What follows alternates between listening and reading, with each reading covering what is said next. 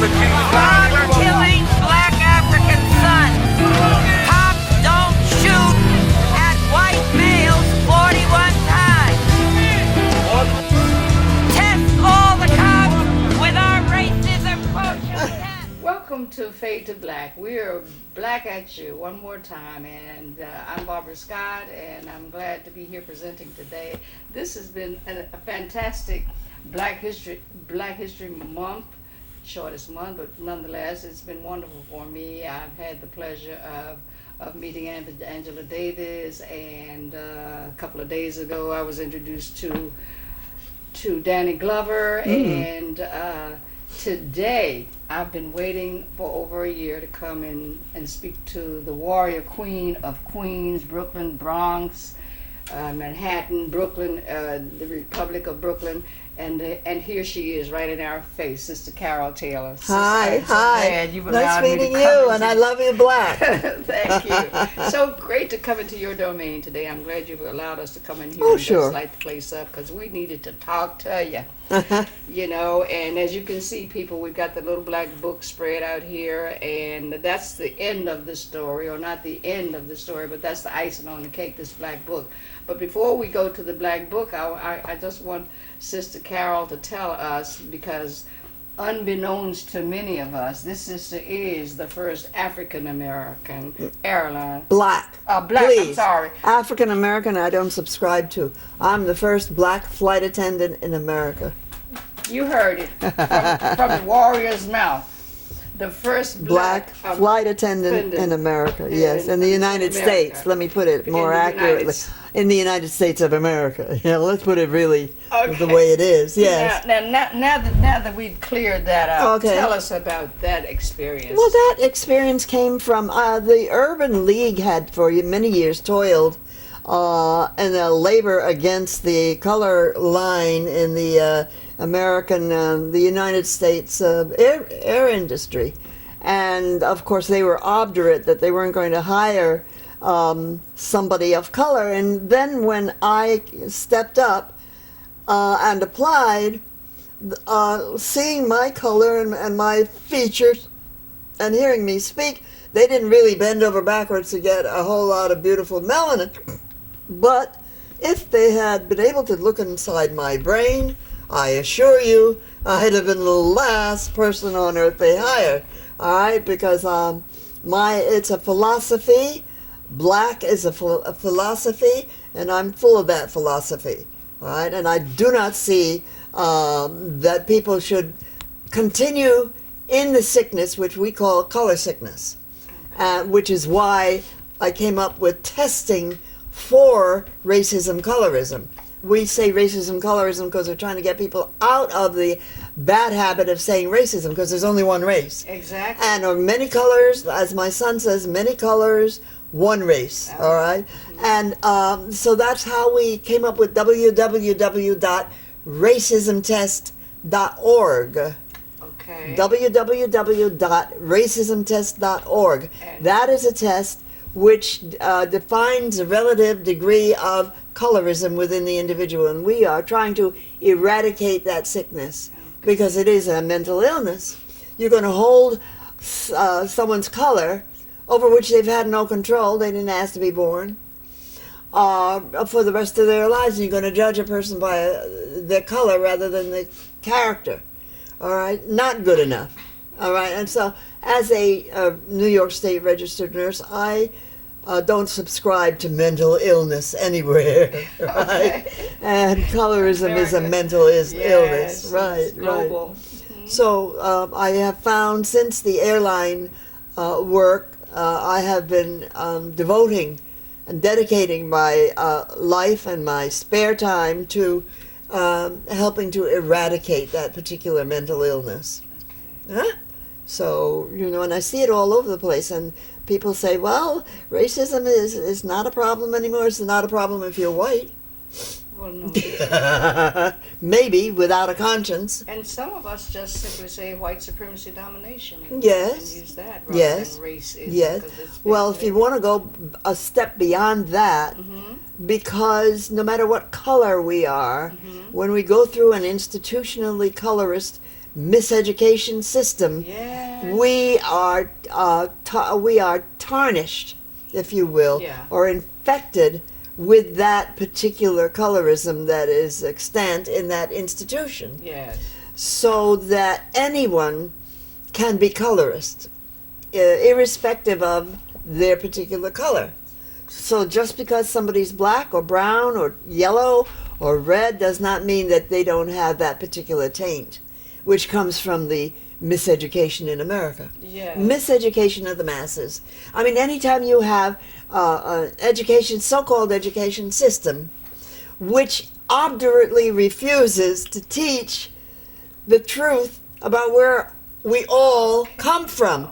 If, in fact, the first people on earth were beautiful blue-black Africans in in Africa, Yes. then it stands to anybody's reason and common sense, which isn't so common these days, evidently, that all humans are of black African origin. Yeah. They don't want to hear that. And Nova did it, but they ignored Nova. Oh, yes. So it's a kind of madness to be in that state of denial. In All any right, case. right. Who was the man who, Dr. Spencer Wells, with his Journey of Man, who traced genetically, he's a geneticist, traced the travel of human beings from the original black people in in Africa, straight along and up and around through Asia and around and all around. Read their So, lips. all right. So, as he said, we're all African.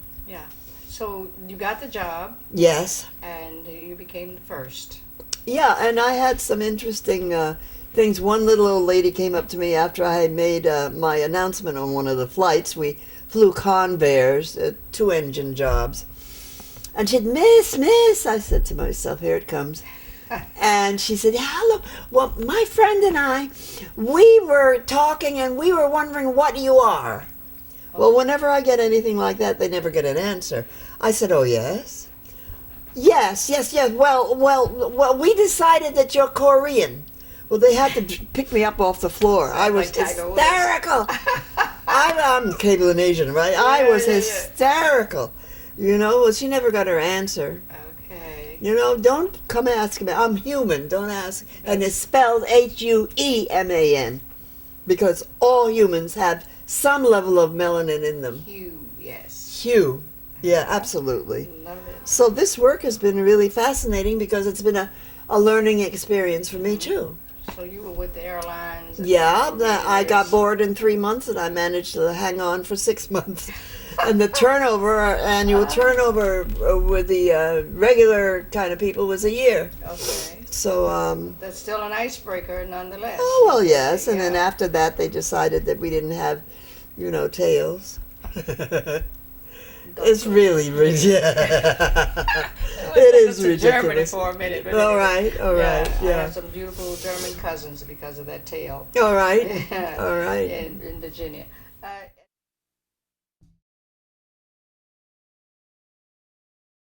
All right. Okay.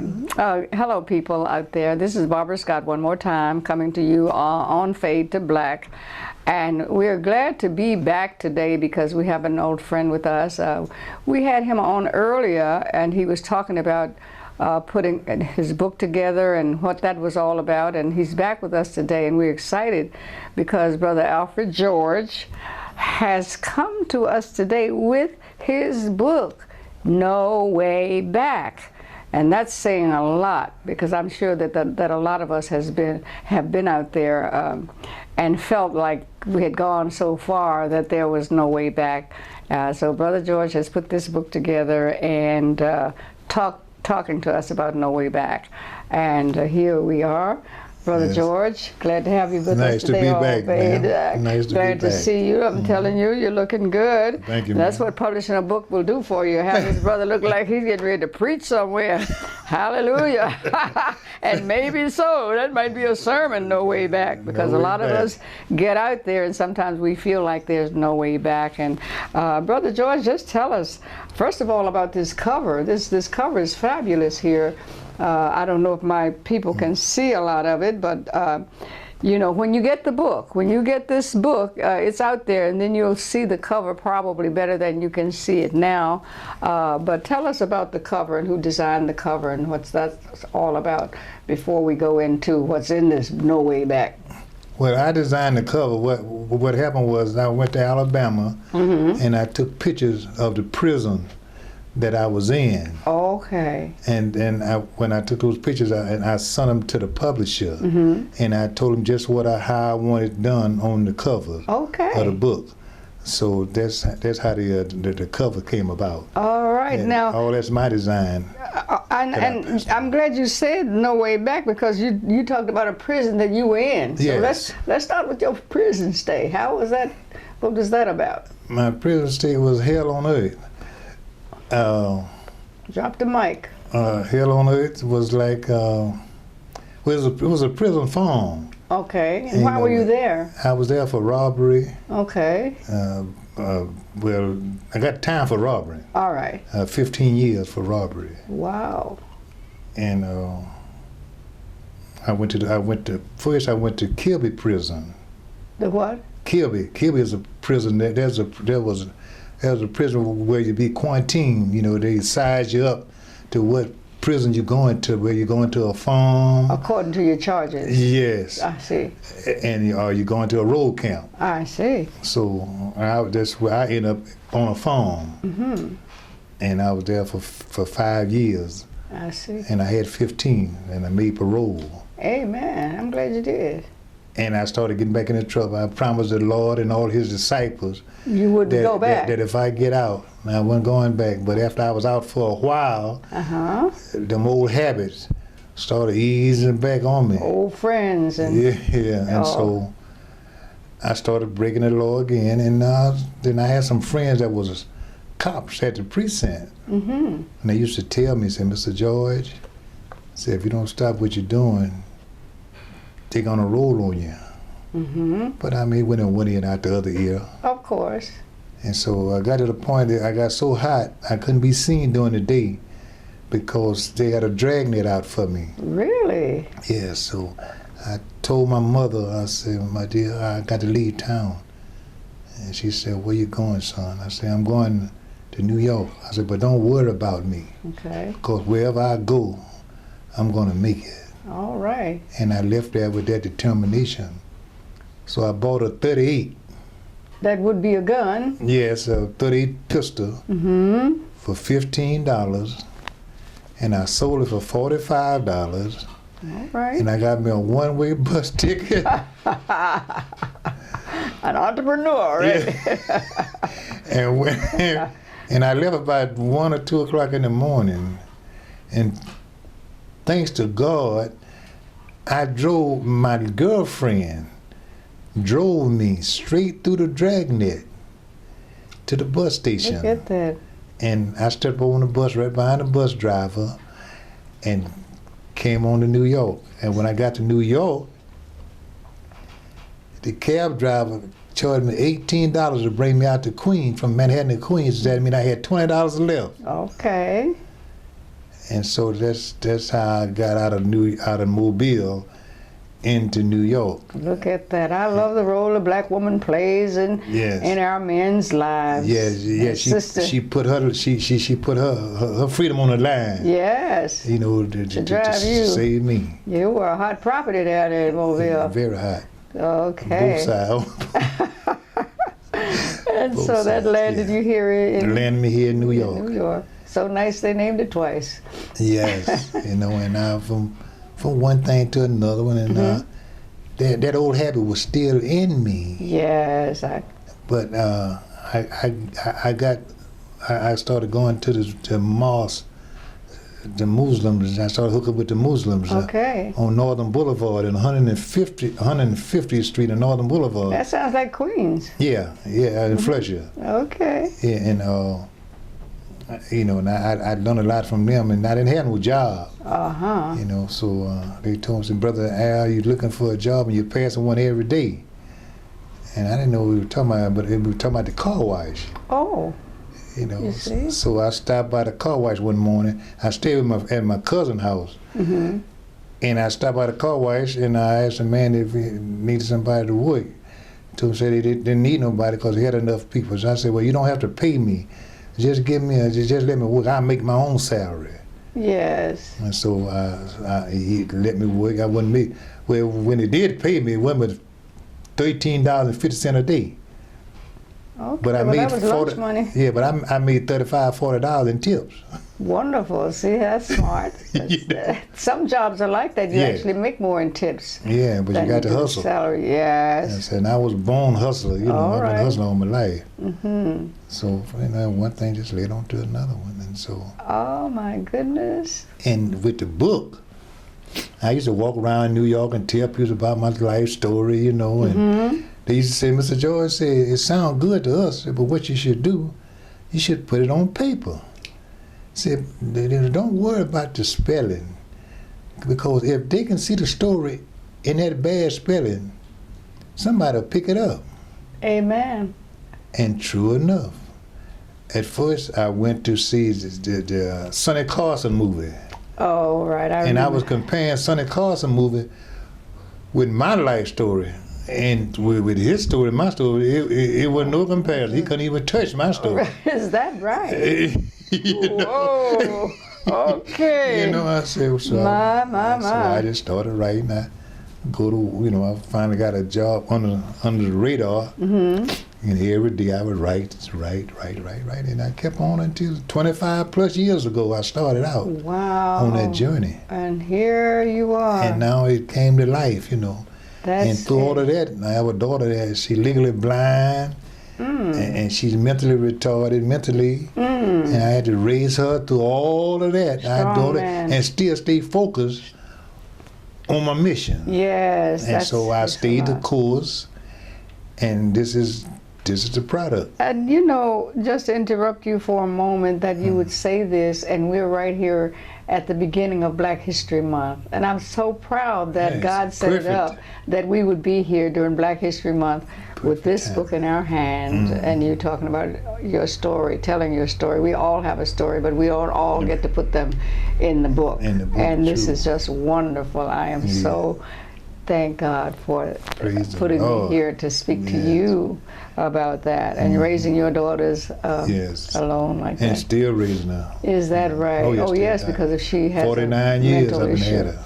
Awesome, awesome. And that says something about fathers who raise children, daughters especially, because we hear about single parents all the time, but the first thing that pops into our mind is a female raising children alone. Yes. So I'm really honored to have you here. Thank you. As a father raising a daughter and still responsible for your daughter at this point.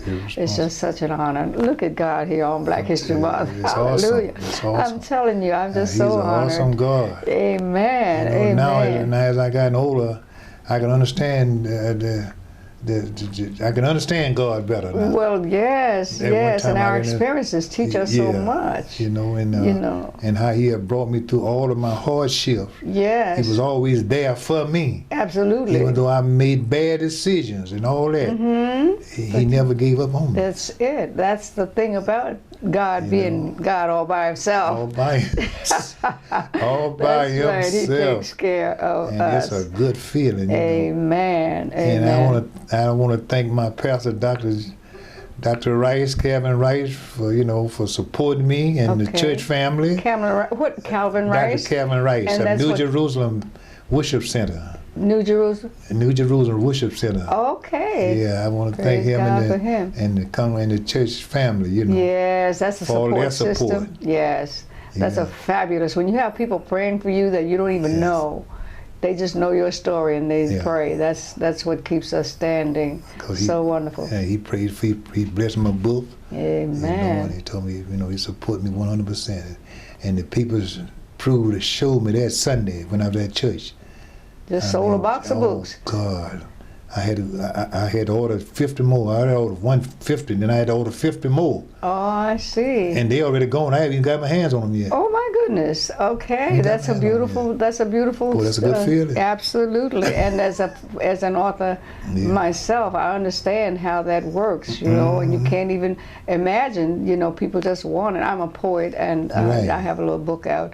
I won't even discuss it because it's not my show to talk about me. But we are co-authors. Yes. We are both authors, and I understand how that works. Right. And one day, family, I'll do a show about my book. Right. I keep forgetting, you know, that I can talk about my own book, Yeah, but I don't have to forget do that probably sometime during our next show. It'll be all about me show. Right, all about me show. Right. Hey, but right now So, we've got Brother Albert George here, and it's Right. just wonderful. So you went through that, raising your daughters, publishing the book, and how did it get into the publisher's hands? How did that The happen? way it got into the publisher's hand, one night, I was looking at this, scanning the TV, and I saw this commercial on TV, Christian Life Publisher. Really? And anybody that have a manuscript that they want to, you know, be Yeah. taken care of, Yes. giving them a call. So I called them up the next day, and just gave them just a little taste of the story. Yes. And they said, well, just send them the manuscript, and they would look at it, and if you know, and if it looked good to them, they would publish it. Okay. So I got in touch with my lawyer, you know, lawyer Michael Wayne. Okay, Michael Got Wayne, you're going to Michael get a Wayne. copy of this video. Yes, he's been with me for 12 plus years, Wonderful. and thank God for Michael Wayne. 'Cause he is a God sent, because he never mentioned not one dime. Is that right? A Because lawyer? A lawyer. That didn't talk about money? Didn't talk about no I want to money. meet you more. And he so into it. He more into it than I am. Really? You know. That's a blessing. So with that, I know he knew I was on to something. And for him following me for 12 plus years, he Yes. ain't mentioned nothing about no money. I knew I was on to something. I know that's right. Because they call them liars, not lawyers. They You know, yeah. have a So reputation for getting that money. so it worked so beautiful. Another one of my friends, Ann, she, you know, she supported me financially to get it off the ground. Okay. And when they called me back and said, Mr. George, we will accept you. We will accept it, you know. Yes. And they went to work on it. And Here it is, this is the y'all. product. No This- way out. no way back. Albert George, that's a wonderful Yeah, no story, way the back. support that you had. Oh, yes. Because a lot of people do it and they make it sound so easy. No. But you went through some changes and Oh, God yes. sent you the right people. The right people, the right time.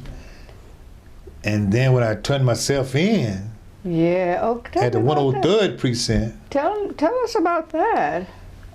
I had been running back and forth to Alabama under the radar, Yes, yes. see my mother. All right. Couldn't let nobody know I was in town because they dropped a dime on me. You know it. Get that money. Because I was looking at 10 more years Whoa. if they'd have caught me. So one day I was in Alabama, and I was married to my daughter's mother, and she called me and said, honey, said if the cops or the FBI's had been to the house looking for me. Really? And I knew what they wanted. Still hot, yeah. Yes, yeah, hot, very hot.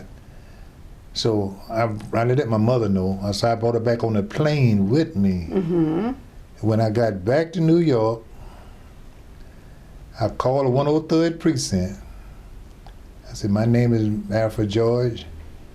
I said, what y'all want? They said, Mr. George, we can't tell you on the phone. You had to come in. Okay. I knew what they wanted. Of course you did. Yeah, so I asked my mother, said, my dear, call her my dear. Yeah, My dear, yeah. I just want to know, are you with me? She said, yes, son, I'm with you. So I went into the 103rd precinct. They locked me up. Said, Mr. George, we can't, Alabama wants you back. I said, I know it. And so when I went before the court, my lawyer was Joe Butterfuco's lawyer. Oh, that's a familiar name. Yeah, you know, he the one, that girl that shot that lady in the face. Well, his lawyer was my lawyer, and he told me he couldn't guarantee me nothing. But he showed me $1,500. I told him I want you. So we went before the judge. They stepped up, whispered in the judge, the DA, and the lawyer. Got their heads together. Yeah, and they stepped back, and the judge said, "Mr. George, we're not gonna let Alabama take you back."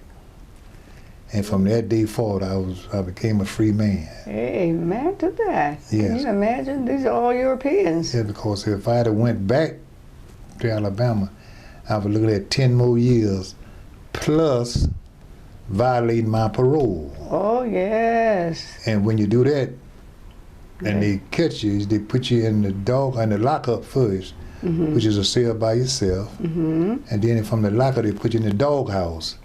And what they call a doghouse is a little room that got a hole in the floor that was supposed to be the toilet. Solitaire. Yeah, solitary confinement. So that's where you got to sit over that hole to do what you have to do. Yes. And they gave you a meal every third day. Dehumanizing. Yes, and they gave you one piece of bread once a day, and on the third day, they give you a meal. You know, one scoop of this, scoop of that. And so, Wow. God blessed me with all of that. I didn't have to go through all that. Knowing what I was facing. But see, when I gave myself up here, I was tired of running. Yes. See, I was tired after my wife had called me and told me what was happening. That's when I made up my mind that this is it. Yeah, I can't run no more. I can't run. Y'all do what you have to do, because I ain't running no more. All right. And so, through the grace of God, Amen. it worked out perfect In your favor. in my favor. There you So go. didn't have to go. So now when I go home, I can go to the courthouse. I can go to the jailhouse. Yeah, you're no longer under the radar. I'm no longer under the radar, That's you it. know. That's it. We call it walking in the FOG, as in the favor of God. Yes, and this is what it was. That's Because I didn't have no fear when I went before that judge. And knowing all the time I'm looking at 10 more years. It's amazing how something can come over you to a point where you don't have no fear. It's called freedom. Yes, and you can count the people. No, you can't even count the people that will walk into a precinct or jail knowing that you're looking at some more time in the South, and you're not afraid. Yes. And knowing what you're going to go through once they get you back, It's different. and you don't have no fear, Yes. ain't nothing but a God. Ain't nothing but God. Absolutely. I mean- Absolutely. Favor. Favor, show me favor. That's it. You know, That's all it. the way, you know, and so, and it kept me strong with my daughter. Yes. Because most men would have been checked out, No doubt. No you doubt. know, with all the pressure that I've been put under with her. Yes. Oh, yes. man, And she please. has an issue as well. Yes. That's the thing. It's not like she was just a normal child. No, she was born with that problem. you Yes. know, Yeah, so I thank God for all of that to give me the strength. And it shows your strength to having Yeah. dealt with it. Because It shows- I'm determined to go That's it. forward. And we say persist and Yes. succeed. That's it. There's nothing or nobody turn me around. Amen. See, That's if God don't stop me, I ain't worried about man. Man likes stuff. preach. He likes stuff. That's it. I don't worry about That's it. him. I don't worry about him. That's so wonderful. Yeah, so it's all in here. It's all in All there. in here. That journey. And this is just my first one. I'm gonna do a second one too. Are you working on it, or you? No, have, once I Assistant to this start one? getting these royalties and stuff flowing in, then I Yes. relax and do my second with my daughter and her mother, and how she mother treated her when we Okay. were together. You know.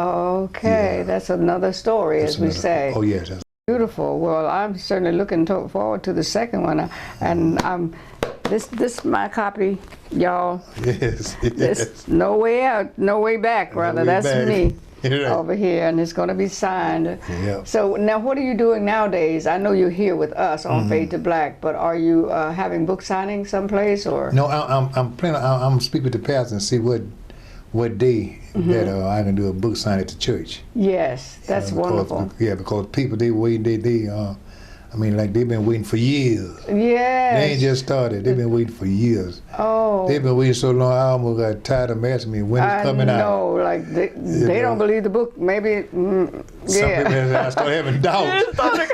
Exactly. This guy exaggerating, you know. Yeah.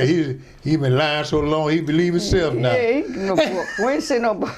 Where the book at? Yeah. I know that's right. Well, you're going to let us know anyhow when it's Oh, yes, happening, most so definitely. we can come perhaps and film that as well, the book signing. Oh, yeah, that You would be will have to nice. get permission from your pastor Oh, yeah. and stuff, but we'll be in touch anyway You're right. with this book because there's so much in here, especially the part about raising your daughters. Because Yes. like I said, a lot of times when we talk of single parents, we speak of mothers Yeah. raising children, but very rarely a father raising. 99% of the time, mothers. Exactly. Mothers, That's mothers. it. And father raising daughters as well. You know, Yeah. that's a whole other that- ball game that You know, 'cause doesn't you get can't discussed.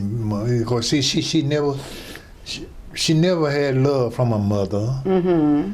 She still don't know how to do certain things because she never been trained to do that. Exactly. And having a disability Right. and not knowing how to, really, clean yourself, wash yourself properly. And not all have the a normal female in things. her life Yeah, to she do need a that. female to do that, Yeah, exactly. Although she have a home attendant now, That's good. that helps her out a lot. And I have one too. Oh, okay. Both of us got a home attendant. There you go. I definitely need one. What? You know? No shame in your game. No, I need what I need. Yeah. You know? Okay, exactly. Yeah, so exactly. And you're I blessed to thank be God able for to that. have one too. Thank you. Because a Thank lot of God people for are that. still out there trying to get those kind of services, and Yeah. they're going through issues to get a And service.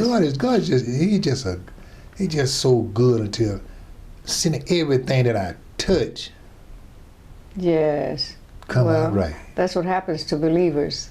Everything. You know, when we put Him in front of us. I have seen I have had some negative people that have been talking to me about my story, Mm-hmm.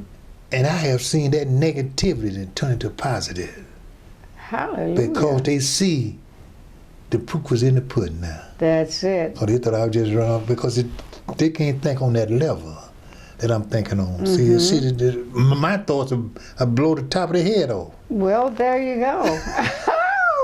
I tell you, and You that's know? who we are. We're, Yes. as Africans, I say, as Africans born in America, we actually are people of genius. Yes. And actually, I do public speaking, and this week I'll be discussing the inventions of black people in America, the things that we use on a daily basis and don't know And don't that know. we invented them. So, Right. and your story is in this book. Yes. That's a wonderful thing. That's why it's such an honor to speak to a fellow author and put our story so that other people can be Right. blessed by it and Be be blessed inspired Yes. by what you have to say. And I used to go into Rikers Island too and tell my story.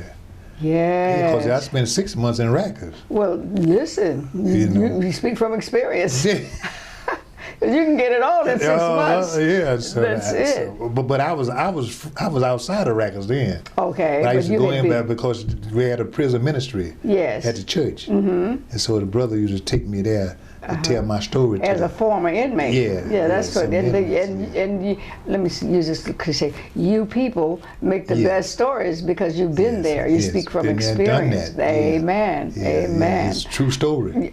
Yeah, Can't you make fake these about it. things You up. can't, no, you can't make that up. And that's where you get the real story, Yeah. from the people who've experienced it. Because a lot of us didn't have this romanticized, you go to prison and, you're in there and you're locked in your cell all day. You get 3 hots and a cot. But there's more to it because there are other inmates there. Some of them are psycho Yes, and they're and gay and all kinds of stuff happening inside those Oh, walls. God, I've And- seen some stuff. Amen. And I In have Alabama prison, what? oh, I've seen some stuff. Amen. And I had a cousin. Well, he's gone now. God rest him. He's transitioned, but he did 15 years inside, and he came out. He didn't write a book, but we have many stories from him, Right. being a young man in lockdown, and it's some story to tell. And thank God there's someone here who can Yes. help tell that story, because a lot of Yes, people have no clue what goes on from your first day they size you up and decide whether you're going to be their wife or whatever, and on down the line. It depends on how many meals you get per day. You may Yeah. get them served to you, but you may not eat them. And the people that read my book, especially ones that know me here in New York, they're going to be amazed to see, looking at me now, Uh-huh. and look at me back when. What you survived and been through. They're gonna be shocked like, oh, you won't believe it. They're gonna be shocked. You know, and that's where we get the saying, I don't look like what I've been through. And as a public speaker, I do the same thing and talk about being married to, to an abusive male. Yeah. I don't look like I've been beat down to the floor. Right. You know what I'm saying? Because God will pick you up and turn you around. Sure enough. Hallelujah. Living witness to that. That's it. Yep. And we just have to, like Adam Clayton Powell said, one of the things is like we have to keep the faith. And keep the faith. And persist and succeed. And this is success we're looking at right now. Oh, yes. I can't wait to get my signed copy and get home and turn the television off. I speak to the children. I said, I told you what the pastor said, right? The pastor said that after y'all read two of those 2 pages, y'all might drop the book. But pick it back up. But if you just keep reading, it'll get better. Yeah, that's it. That's it, honey. Because the story, and you have to tell the true story. True story. Yeah, true story. Yeah, because that's how people get inspired to know that this brother's sitting here, and look what he's been through, and that's the blessing of being an author, because you share your story, and it just goes around and it keeps moving and inspiring people, and you don't know who's going to write a book having read this. And you don't know who's going to help along the way. Exactly. Because they could start just like I started. Like I said, I started with $20 in a dream. Yeah, or in a jail cell. In a jail cell, a prison. Exactly. Ideas, there's no excuse not to. That's right. And all of us have a story, and it's in us. Yeah. Our story is there, and sometimes when I speak to people, they start, well, that's how I started, because they said, Scott, you're talking all this stuff. Have you ever put it in a book? Yeah. But mine came out as poetry, you see, and it's the same thing. It's out there. It's out there. It's a book of poetry, and it's telling a story, and that's what it means to put stuff on paper, to put it down on paper, and so that it'll reach others. And that's what this has done. I mean, so now you're doing a book signing at your church. You said you. Yeah, I'm speaking to my pastor. Setting it up. And set it up, and then I gotta get it. Like I said, the books that I have ordered now. I mean, they're already gone before I even do a book signing. Oh well, you gotta order some more books. Oh yeah, I'm gonna order some more because I just keep on turning it over. Yeah, that's right. When you leave here, you get on, holler down there and tell them you need some more books. That's right. Yeah, that's it. Just keep turning that money over and just keep on being blessed. Absolutely, and being a blessing. Yeah, because we're blessed to be a blessing, and when you get your book signing set up, we want you to call us. Yes, I would. Because perhaps your pastor will allow us to come. He would love that. And film the book signing, and of course that'll put his church out there.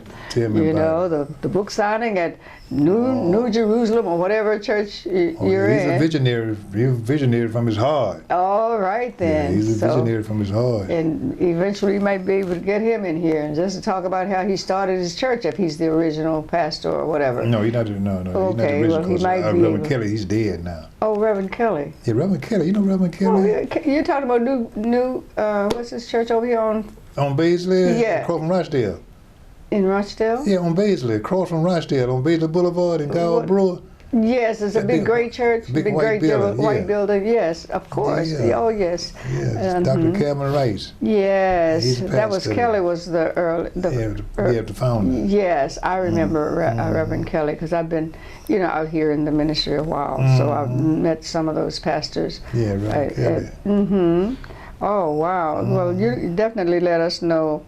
When the book signing is going to be, and perhaps we can come there and actually film the signing. Right. And you said that some of your parishioners, some of your congregants have bought this already in your church. They have the book. No. They haven't bought. They have gone online. Okay. Because it's on Barnes and Nobles. Oh. And Amazon. Did you hear that, people? It's on Barnes and Noble and Amazon. No way back. No way back. Go get it while it's hot. Okay. And it's smoking. I love that. It's smoking. Oh, well, I'm glad I have my smoking copy. Hallelujah. And a signed smoking copy, y'all. Don't be jealous. Don't be hating. I got this. This belongs to me. Yeah.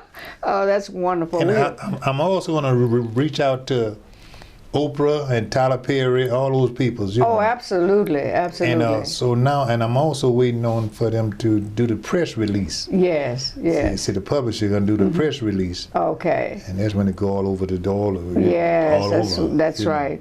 And Yeah. please keep us informed when that happens. Oh, most definitely. Yeah, we would like to keep that on Fade to Black as a follow-up Right. for what we're doing here now. And it would be nice to, 6 months from now say, hey, Scott, y'all come on, I'm going to be signing the book at wherever. Right. We'll just keep in touch with you and follow you around because there's no way back. So we No, just have to. definitely no way back. Okay. And I would like to hold this book and put it right in next to my heart. All righty then. Now, put your thumbs down. There you go, so we can see Alfred George has got his heart next to his heart.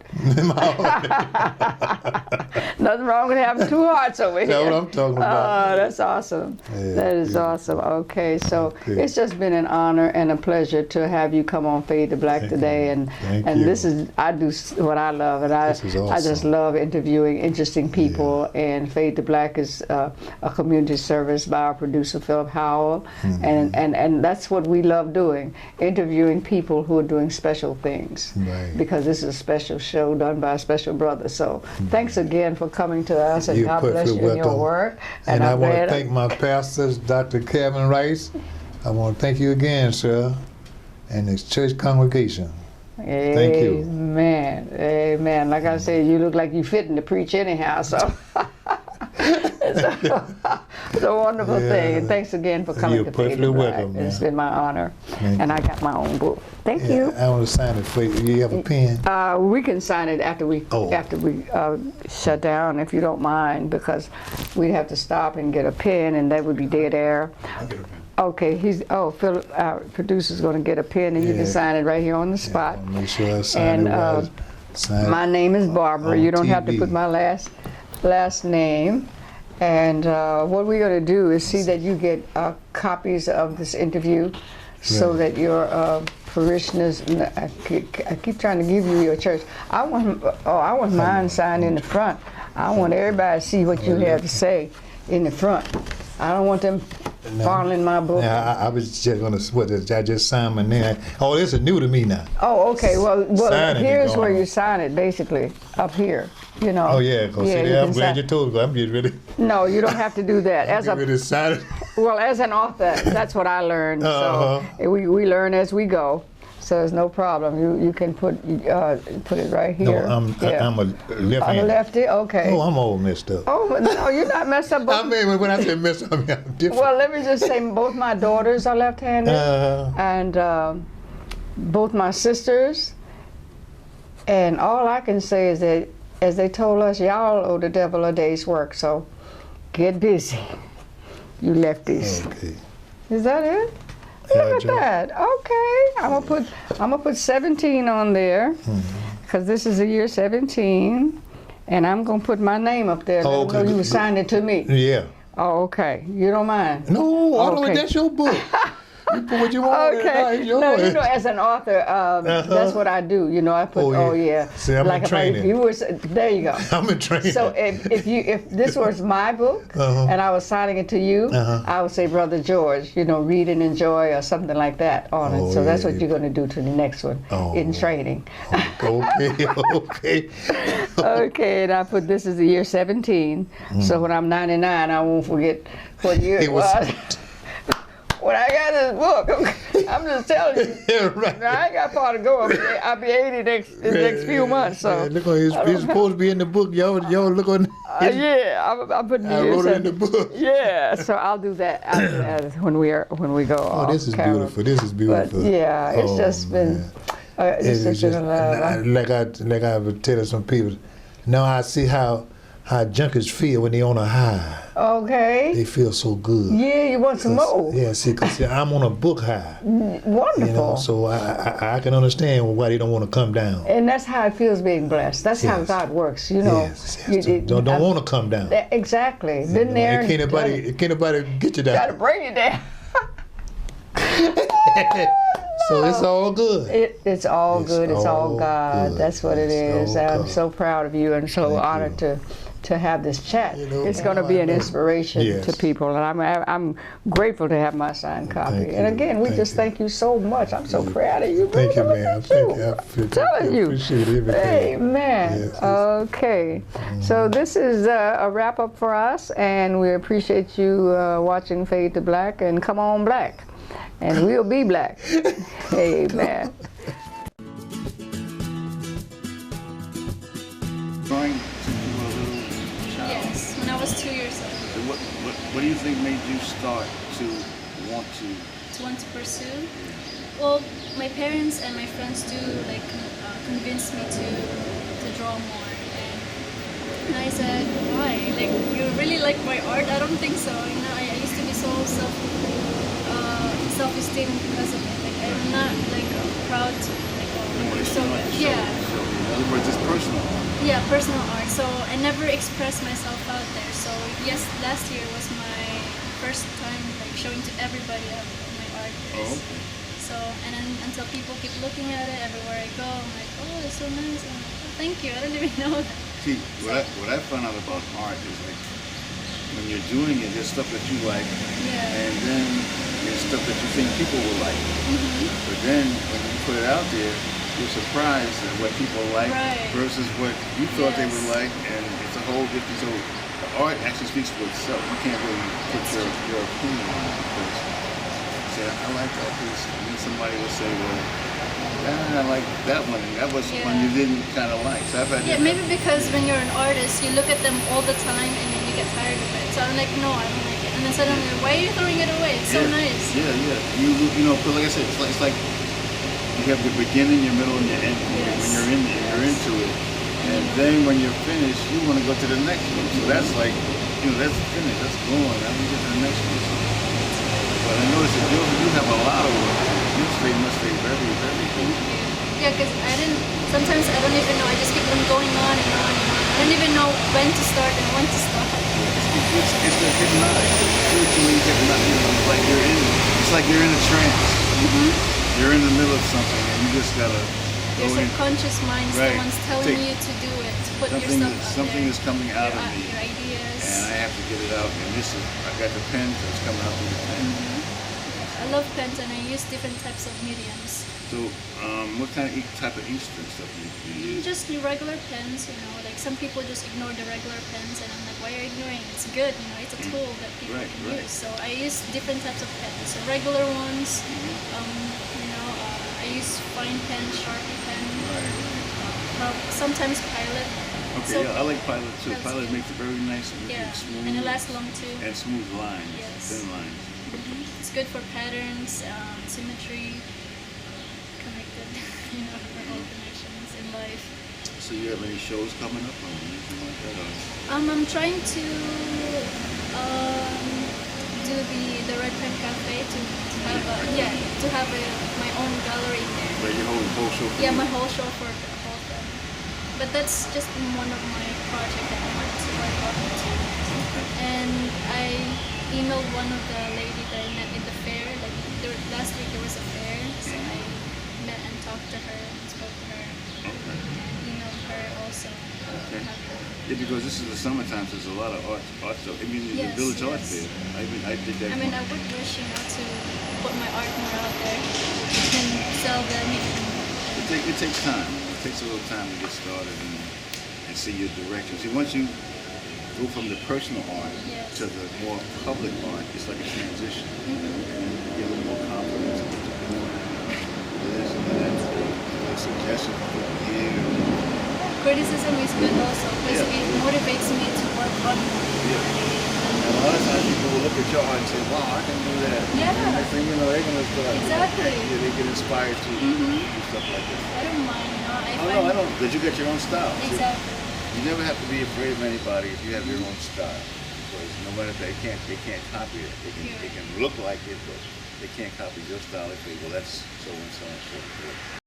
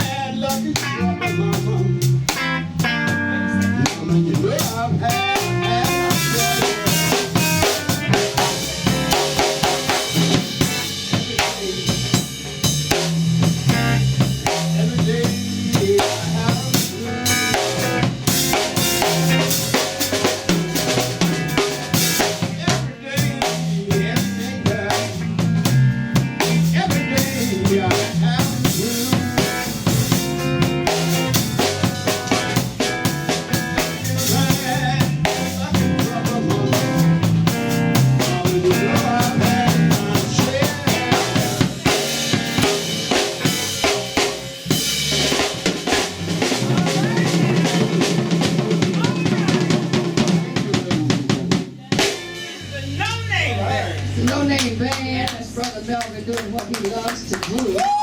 Singing the blues for you. Yes, it-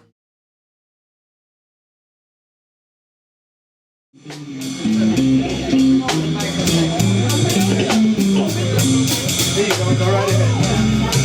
Wedge in there.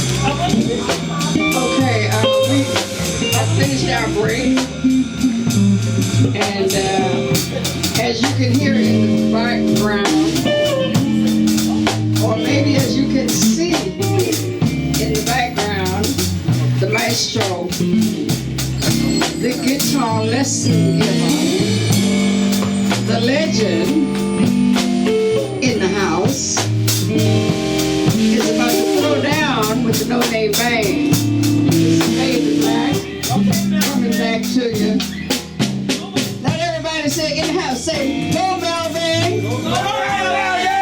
Go Melvin! Play like you know how to do. Go. Okay.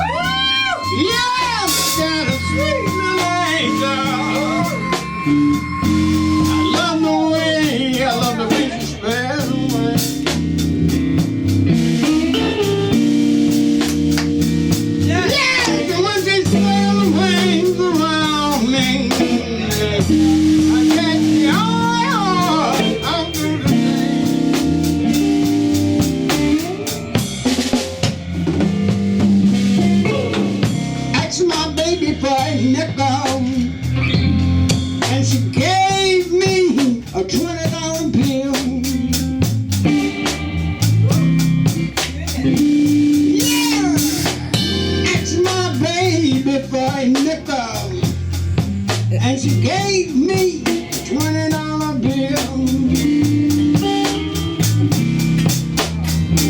Yes, you know I had to buy a little drink of liquor.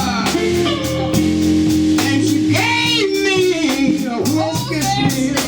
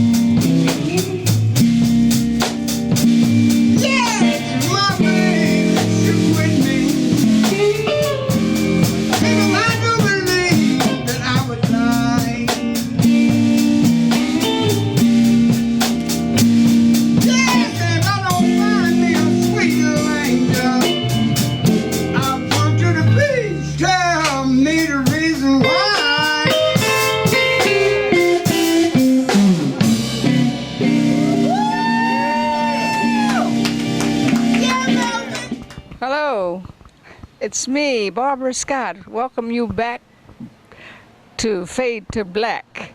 And today we're doing an on-site visit.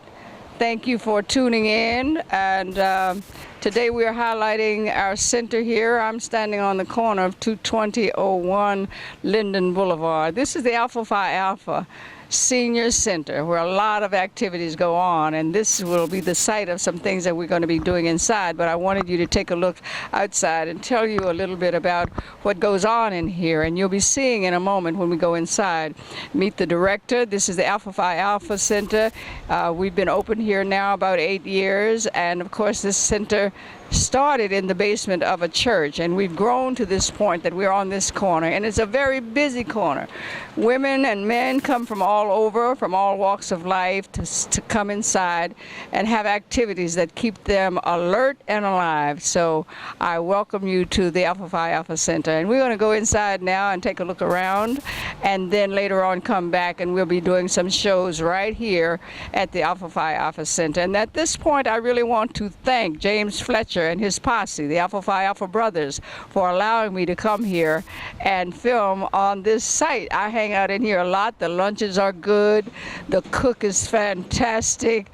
The food, the meals, I'll say, the meals are awesome, and we are growing. There are a couple, I think we have sometimes 2 or 3 members coming per week nowadays, because the word has gotten out that this is one of the most awesome centers in Queens. Yes, and now we are inside the center, and we're in the conference room, which, like I said before, I'm being allowed to use this conference room to do some shows. I'm calling it a one-woman show, but actually it's going to be more than me. But for a few times, you're going to just see Sister Scott, Barbara Scott again, doing different things. We know that our children are dying like flies at the hands of racist policemen. We know that they are being miseducated, undereducated. We know that the dropout rate is high. There are all kinds of things happening in our community, and we are addressing them sometimes in the right way. Sometimes I don't agree with the way they're being addressed. I believe that education is power, and power, knowledge is power. And the more children know about themselves and about from whence they come, and about their heroes, because in America we are given heroes by the media. Our culture and our history in this country, as Bill Cosby did years ago when he wore a big afro and knew who he was, he made a film called African History. No, I think it was Black History, Lost, Stolen, or Strayed. And I think all 3 happened. Some of it was lost, some of it was stolen and redone, and a lot of it strayed. And we as a people have dropped the ball, particularly the black church. I'm in a wonderful church, black church, founded by a freed slave. I love my church, but the one that I'm in, I don't see much black studies going on. And I believe that we are, as the old folks say, we are duty bound to teach our children who and whose they are. So some of what you're going to be seeing Sister Scott doing here with this opportunity to be on camera is bringing culture and history to our children. Our children and adults ride the subway train every day, twice a day, all over the city, and many of them do not know that the third rail was invented by an African man, Granville T. Woods. He was an electronics engineer and a mechanical engineer, and there are 40 other inventions by the great Granville T. Woods. Some of us know that the traffic signal was Garrett Morgan's invention, but there are so many others: the ice cream cone, the folding bed, the sandwich, the hairbrush, the telephone transmitter, millions. And that is not even counting the ones that the patents were stolen, or the people who invented this stuff were paid a few dollars. Con Edison, again, Granville T. Woods. Granville T. Woods spent the latter part of his life fighting with Con Edison and those people about the electronics, things that he invented that he never was paid for. And now it's obvious that our children don't know the heroes. Chaka Zulu. Chaka Zulu was an African warrior who changed the whole war strategy in Africa. And some of us know, but the children don't know that West Point, the highest educational military establishment that you can attend, because when you come out of West Point, you're the all in all in military strategies and stuff. Chaka Zulu's strategies that he taught in Africa are still being used at West Point. The movie is called Chaka Zulu. It's about 3 hours long. I have that in my possession, and with your prayers and my energy and whatever we have to do, hopefully there one day will be an institution that will show these films to the children so that they can be weaned off of Jay-Z and his wife, a beautiful couple. I'm not angry with them. I understand recently Jay-Z and his wife paid lots of money to bail people out of jail down in Baltimore. I know now that he has a scholarship program. Sean Carter, his real name. I understand that he has a scholarship. The children don't know that. They might know, but they don't show them on a daily basis. They show the clothes and the things that will sell and this distraction.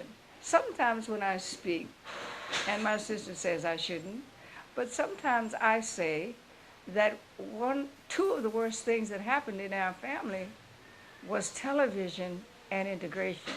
Before television, we read books. We really read books. A lot of people still do, but a lot of the children don't, because they have everything they need in their hands.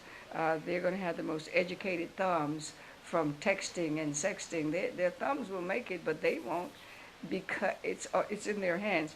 Adam Clayton Powell actually did a speech years ago, a sermon, and Adam Powell's question was, "What's in your hand?" And what's in our hands now, in our children's hands. The basketball is in their hand, the skateboard is in their hand, the iPod is in their hand, the iPhone. Parents are spending hundreds of dollars for children who have phones and all the conveniences like that, but they're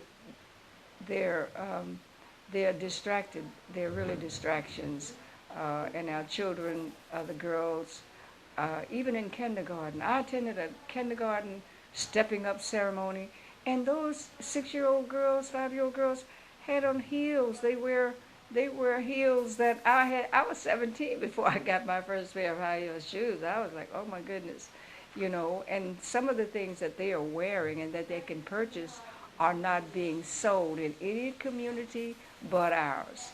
And what we understand, at least what I understand, that the people who make the money off of us have studied us.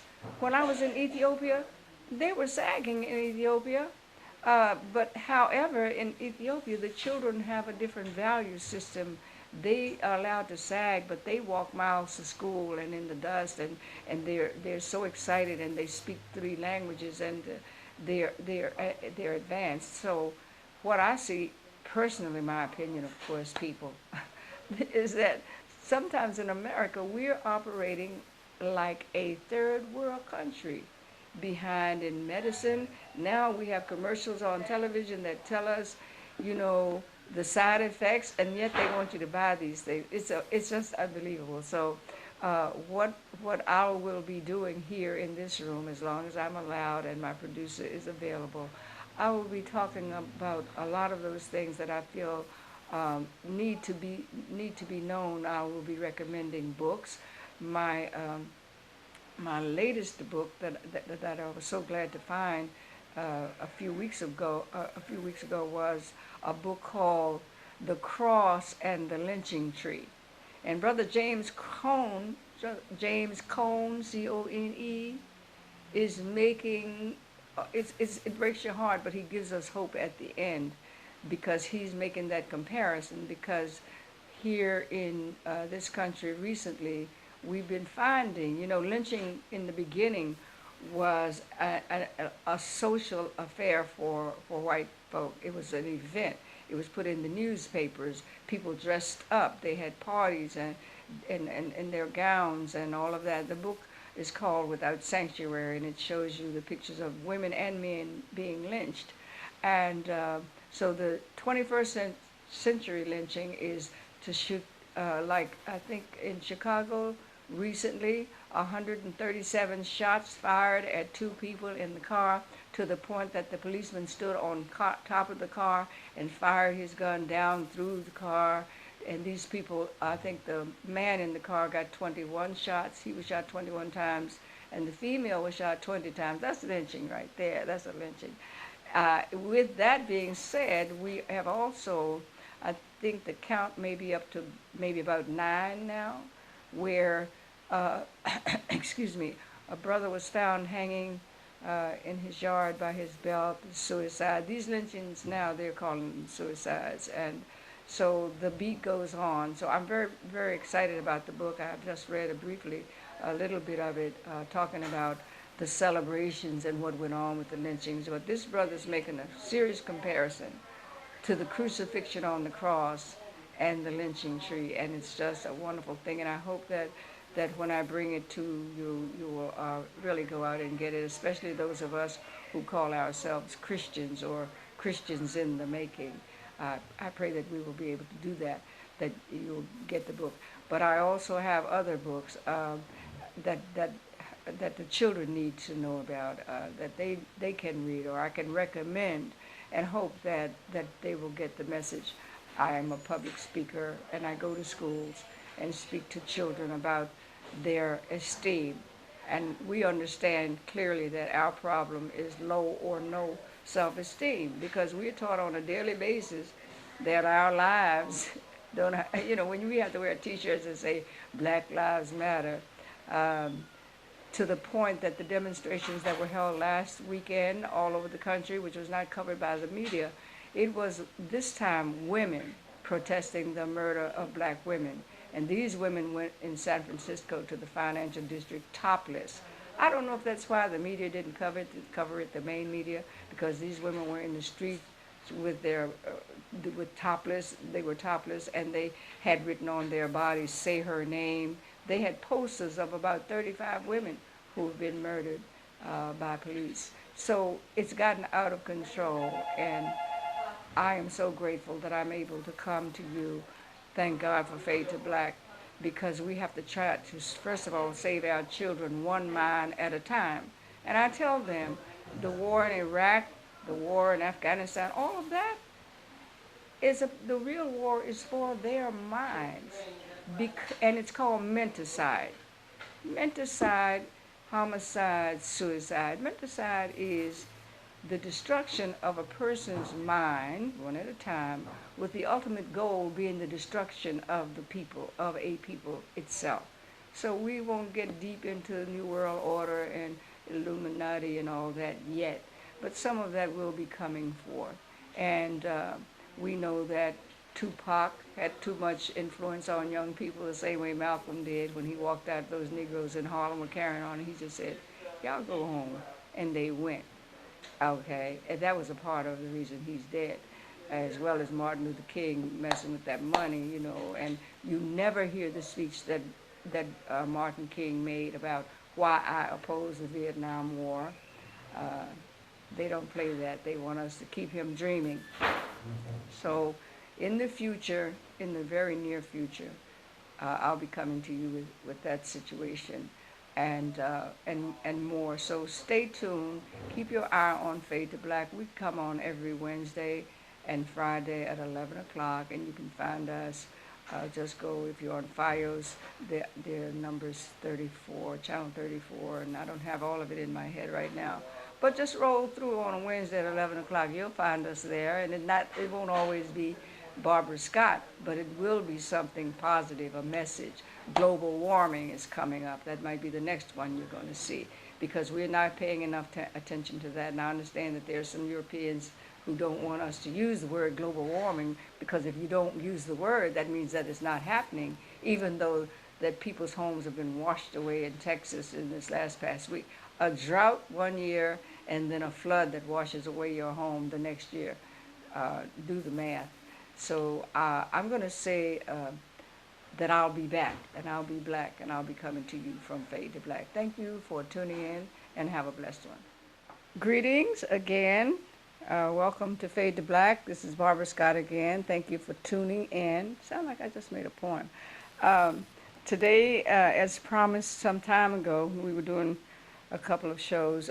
Today we're going to be talking about my good friend here, Richard Allen. Richard Allen, and as you've heard from the music that you heard, they tell the story of him and the creed that he gave to us and in 1787. So here we are in 2015, and what he gave us is still going strong. And the church that he founded, him and his friends, there were 6, I believe, of them. But Richard Allen is the main person. He was a slave. I really just got excited about this man when I heard about him and when I got to know him and know that he had this strong desire for freedom to the point that he bought himself. Slaves did that back in the day. He chopped wood. He did a lot of things that you don't hear about sometime in some of the institutions that he founded. You don't hear about it on Founders Day. When we were brought here to the United States, because of where we were from and who we were, we had an immunity to a lot of diseases that were already present in the colonies, and one of them was yellow fever. And Richard Allen was really one of the persons who was able to go into that situation and recover those bodies and bring them out because of the immunity that Africans had for that particular disease. And we won't go into the other part, but he was just somebody that I just fell in love with him. I think he was an awesome person. He had deep love for his people. He had high spirituality, and he had long vision. And he set up a system that is known now as the African Methodist Episcopal Church, which is all over the country. You cannot go into a state and not find several AME churches. I'm here in the borough of Queens, and there are maybe 5 or 6 right here in Queens, and they're in Long Island. This group of Africans is maybe 1 million or more than 1 million strong. There are churches in South Africa. We have a clinic in Haiti. We're just a moving people, and he saw that, and he set that up. And the thing that happened to him as a slave, he was bought by a family named Chew. And the Chew family, the men in the family, I guess, because at that time I don't think European women were allowed to even be educated. They were kind of like we were. They weren't allowed. In fact, I think Frederick Douglass helped deal with that whole voting situation with the women. But the Chew family, the male in the family was a lawyer. So as a child, one of the things that Richard Allen understood, and that it should be today, is that if you listen, you can learn. If you just keep your mouth shut and listen to what's going on around you, there's lots to be learned. So he learned a lot about the law, and eventually it helped him to start the AME Church because I couldn't believe it, but I've read that he actually had to fight other Africans to place the name Africa before the name of this church. He wanted to make sure and make the world understand who we were. And so he did that. He found God or got religion or whatever, however you want to put this, at the age of 17. So early in his life, he understood about Jesus. He wrote hymns and all. And this is the book. This book, Richard Allen, First Exemplar of Education.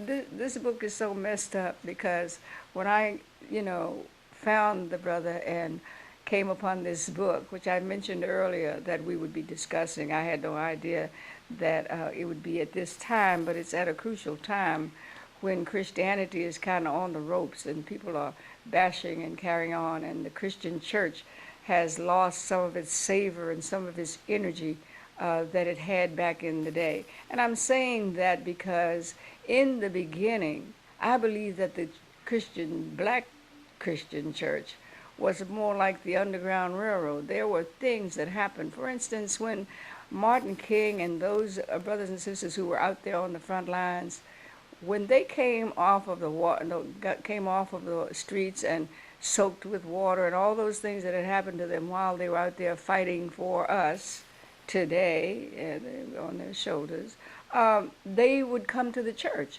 and they would sing songs like "Ain't Gonna Let Nobody Turn Me Around." Before I be a slave, I'll be buried in my grave, and going up yonder. And when you enter the church today, the children have never heard these songs. They don't hear them. Only in some instances they can. You want to? I think we have to. Okay. So I'm sorry. There was a little interruption in my flow, but yeah. When you visit some churches today, you don't see they have choirs. Some churches have more than one choir, but we have dropped the ball, I feel, in some. I can't say for every black church, haven't had the honor of visiting every black church, but the few that I've come to, we have contemporary music, and I have nothing to say about the music itself, but those songs that our children need to hear and that we heard as a senior. I heard them growing up in the backwoods of Virginia. We heard those songs and those hymns, and we don't hear them anymore because I think it's maybe to attract young people, but as we attract them with our music and the loud drums, because we know that the drum was our first means of communication, you get the beat, as they say today, and you attract young people. That is all good. But I also believe that there should be a place in their minds to remind them, because those songs, those hymns had messages. And the message is prevalent today because our children are dying even faster than they were when I was a child. Maybe it's because two-parent family or whatever. But Richard Allen, he had the Freedmen's Bureau. He was a person who, if you were a freed slave, you were not allowed to purchase anything that was produced by slave labor. You were not allowed to do that because he you know, if you're freed, you're not gonna buy anything from any articles that are produced by slave labor. So I would consider Richard Allen having been the first person to do a boycott. Just hold the money. We don't hear that word much anymore. Our children are dying like flies, and we continue to give our money to people who hate us. We really do. We've been rocked into some traditions that are harmful, and a lot of people get upset when I say this, but I say that we continue to pay for the rope that lynches us. And what I say is that we continue to purchase from people who hate us, won't hire us, but we give them our money on a regular. And I'm saying, by the basics, we know that we have to have milk and bread, food. We know that we have clothing. A lot of us have clothes in our closets that we don't even wear. I know that children outgrow clothing, so okay, you have to buy clothes for your children on a continuum. But I'm recommending closet shopping. Go in your closet, change some buttons, add a scarf, lower a hem or raise it. Don't give your money to people who hate you. We do that. And he was a person who didn't believe in that. He also taught us about saving, about money. We shop for Easter dresses and bonnets and shoes. They've even made a commercial thing out of Martin Luther King's day. Now Martin Luther King's birthday is all about commercials, and we keep hearing, "I have a dream." We never hear why I oppose the Vietnam War and all those other things. King was a warrior. But we are in a thing where we are considered to be Africans, conspicuous consumers. Because of our low and no self-esteem, we will buy anything, pet rock, cheetah pet, all those garbage stuff that we give our money for. And then when you ask these people, and I do this, sometimes I ask, do you hire Africans in here? And some of those Arabs and foreigners, whoever they are who come into them, they will tell you no. They hire their own. And of course they own the franchise, and I guess they can do that. But what this man taught us, my brother Richard, was, hold it, be self-supporting, be independent. The very African Methodist Episcopal Church that he founded was born out of protest. These people were worshiping with Europeans and with the Methodists, and he learned, their method. And when he was asked, because the Negroes had to sit in the balcony, and they asked him, it was too many. Okay, it's too many of you guys coming in here now. Y'all got to go. Get up out of here. And he said to them, wait until I finish praying, and I'll be out of your way. He never went back. What did he do? He bought a blacksmith shop. That's why you see the anvil on the ministers when you go into the AME system and you see the ministers with that anvil on them. That anvil represents the blacksmith shop that he bought for $35, and that was his first pulpit. So here we are. It was born out of protest. And I don't know who's protesting now. I know that sometimes we protest when it gets personal, But we have lost the feeling that the African proverb that says it takes a village to raise a child. So when someone else's child is killed, well, we'll read the paper and maybe donate or maybe go in the street for a few minutes. And those who watch us and who clock us, who study us, so that they'll know what to sell us, they know that we're just going to go out there, demonstrate, come back. However, I can say that during the recent uprisings that we had because of the murder of black children, I understand that in Baltimore, while all that hoopla and the stuff was going on, that they brought voting tables, they brought registration tables and put them out there because when you don't vote, then you can't cry about what's going on. So here we are, 2015, and I'm bringing this brother back and mentioning some of the things that he did because I believe that I personally that we have actually dropped the ball. So I'm going to be outside of some of these institutions that has his name. You cannot go in any city not find. My daughter attended an AME church in Aurora, Colorado, and it was on Richard Allen Drive. And Richard Allen's name is all over the place, and Allen this and Allen that. That's because of him, and of course he had help. He had his partners with him, but he was the person who set this up. And this church is called a connectional, so we're not just out there like tomorrow morning I could start my own church and be the founder and call myself bishop and have some people coming in and collecting money and everything and I could be there forever as that person, that founder, that reverend or whatever. Somewhere in the Bible it talks about not calling people reverend. I'm not sure about that, but anyway, you can, when you see me, family, when you see me on the street or anywhere, you can always call me on some of the things that I say, because my sister tells me that some of the things that I say, she's not too clear. And if you feel that way, just when you see me, give me a shout and we'll discuss it. And when the day will come when you'll have probably a phone number that you can give a shout and just talk to me on the phone, and and I won't have to be afraid that you're going to go upside, as we say, oops, upside my head about something I've said. I did another poem. Yes, I was talking about how I could set up this church as a preacher and found my own church and stay there forever. But this brother made sure that wouldn't happen, and we're connectional. And there's an annual conference every year where ministers are called in who are at these AME churches, and they have to give an account of themselves, about how it's growing. And if it's stagnated, then you are possibly moved to another place, another location, whatever. And we're connected in many ways, and that's a good thing because we know that there's strength in unity. That's what he thought about it, and that's how he did it. The basic, the original church, Mother Bethel, which is here. Mother Bethel is located in Philadelphia, and this is a powerful church and founded in the North. Some people are under the impression that the whole, church situation was Southern and the Southern Baptist Union and all that. But this is a northern church, Philadelphia.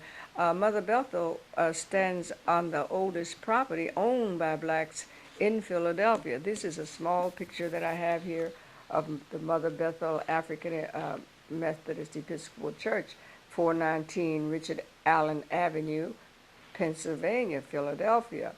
And it has the museum in there. His body rests in there.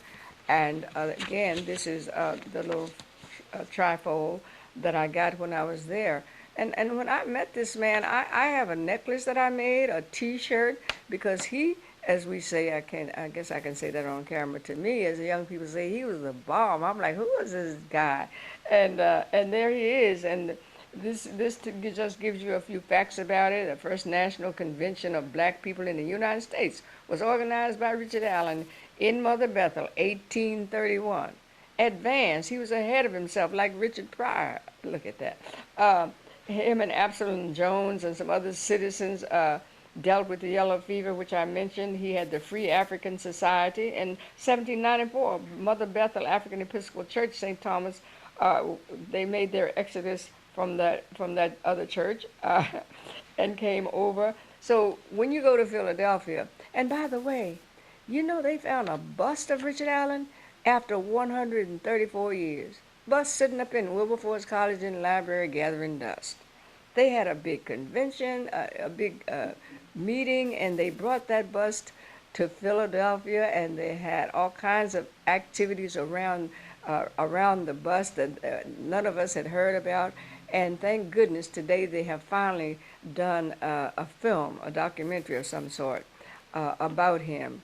And I'm just using this time because I love the man and I love what he stood for, especially about education. And in this book, they compare him to Adam Powell and Minister Elijah Muhammad, because what he was of what his teachings and how far it went. He loved education, and you cannot come up in the pulpit of an African Methodist Episcopal Church without some kind of documentation, and I love it because this train don't carry no dummies. You got to be really astute, know the Lord, know the AME Church, know how to live righteous, and the poem, the legacy that he left us, as it says on the song, you know, Christ our Redeemer, man our brother. That is the legacy that he left, and it still stands today. The other thing about this this man, let me just see if I can find.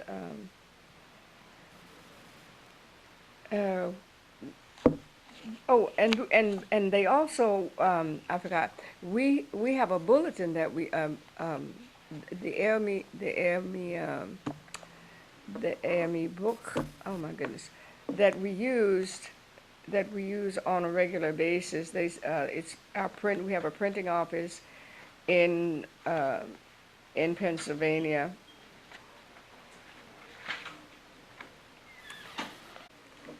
Yeah, the one of the important things, like I was saying, that the printing, we have the Christian Recorder, which every minister of AME is required to read and to receive a newspaper.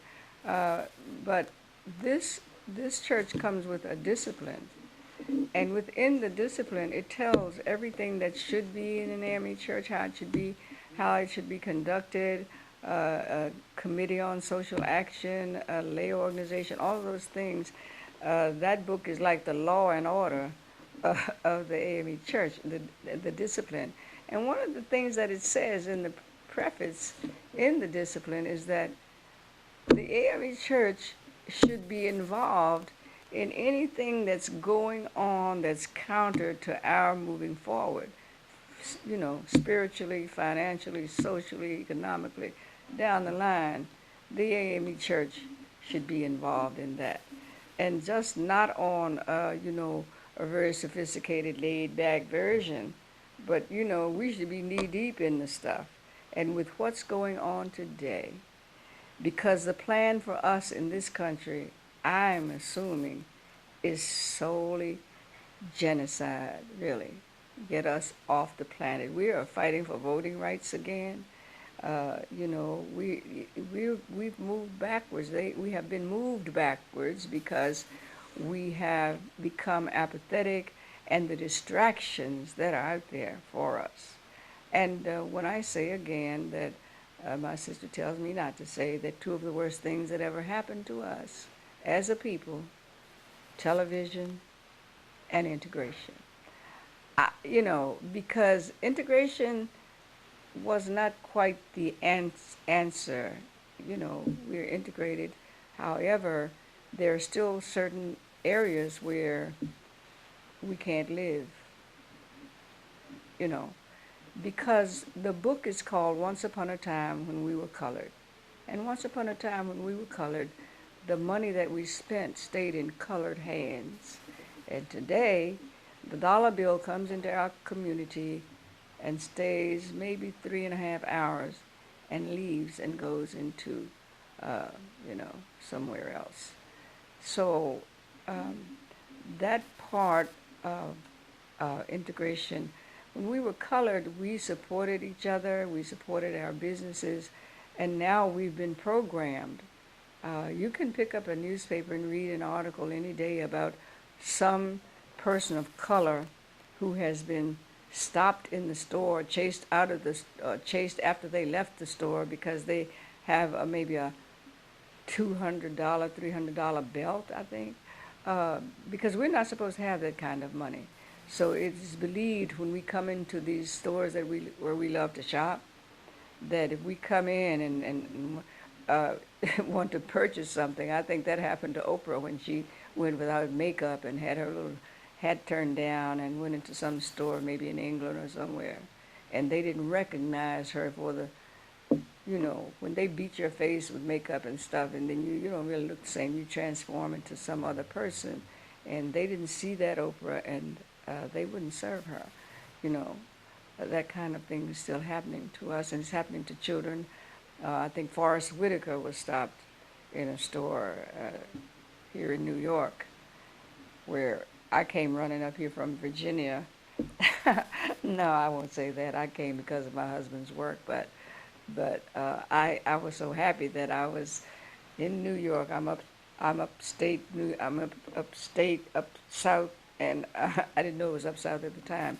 And I went into shock when I took my first child into the school system and found a European standing on a crate in a lunchroom with a whistle and screaming at little black children. And I wondered, where were the black teachers, you know, because I'd read that integration was working up this way.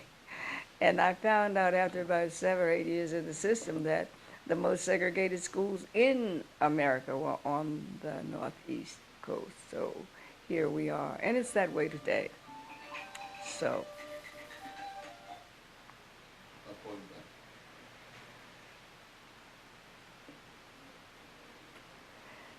So yeah, I was shocked. So, you know, I had to do something because Malcolm taught us if you're not a part of the solution, you're part of the problem. So I'm like Richard Allen. I'm like, well, I have to do something about this situation, and I became PTA president and placed the first African American principal in my daughter's school because, you know, I couldn't believe it. So when you get that kind of passion, and that's what this brother was about, and that's why I still just can't get over what he did, and I'm very proud of him. And I visit as many of the churches, the AME churches, that I can because I like to see what's going on. And sometimes when you come into them, a lot of the ministers are very sophisticated, and they don't want to hear it. They're doing what they do.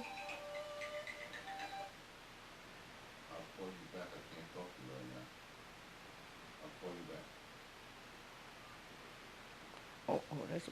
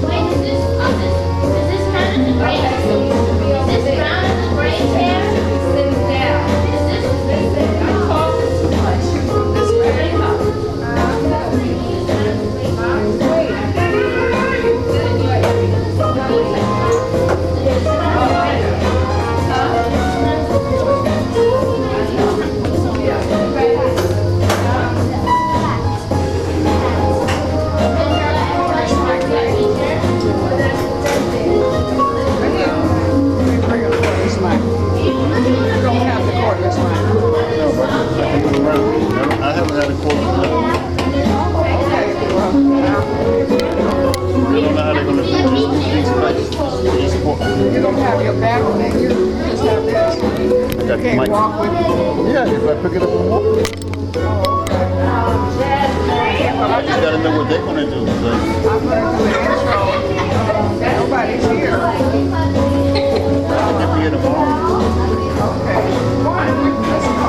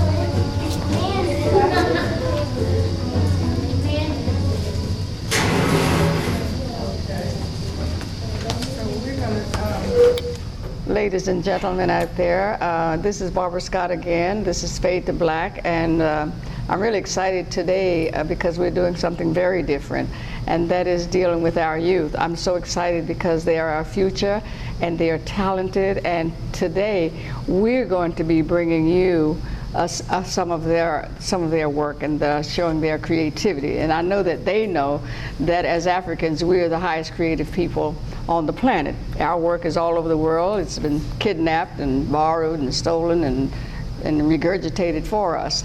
And I'm standing with the director of this program. This is Sister Wanda Best DeVoe. She's an artist, and this is called Art Transforms. And the mission is to let the children know and let everybody know that when we do art, no matter whether it's a canvas and brush or a crochet or whatever, it transforms us. We get to use our minds and use our talent and our gifts to show other people. And today we're here in this, it's like a gallery in here, and we're going to be showing it to you and talking about Art Transforms. And Sister Bess, thank you so much for giving us your time today and coming with us to do Fade to Black. And what I want to talk to you about is you're an artist, and it's like I know you for a minute, and I had no idea. 30 years. Oh, 30 years, she told on me. Okay, I'm not telling my age, people. Don't even look at me. But to find out that you were a visual artist and a fine artist was really a pleasant surprise to me. And what made you think of doing this program for the children, Art Transforms? Okay, as founder of Arts Transforms, it was very important to me to bring art to the community.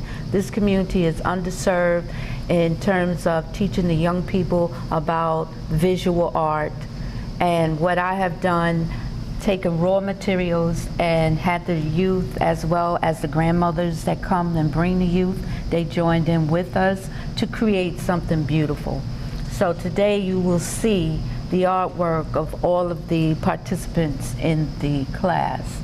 And what made me do this is a love for educating our young people to bring out the creativity in them that they didn't know they had. I was inspired by the fact that one individual, when I first started, said to me, I didn't know there were any black artists. Oh. And at that point, I realized that these young people had to be exposed. In the process of exposing them, I brought in pictures of Basquiat and other people, other black artists, to let them know that we make art too, and we make fine art. And that's fabulous, because a lot of what we do is hidden. I have a saying, as I say, we did it, they hid it. And so to be here and have these children and have their art exposed is just a wonderful thing. And we don't know where they're going with it, and I'm sure they'll go far. And I'm looking forward to I haven't seen all the names. I don't know all of their names, which I will get to know.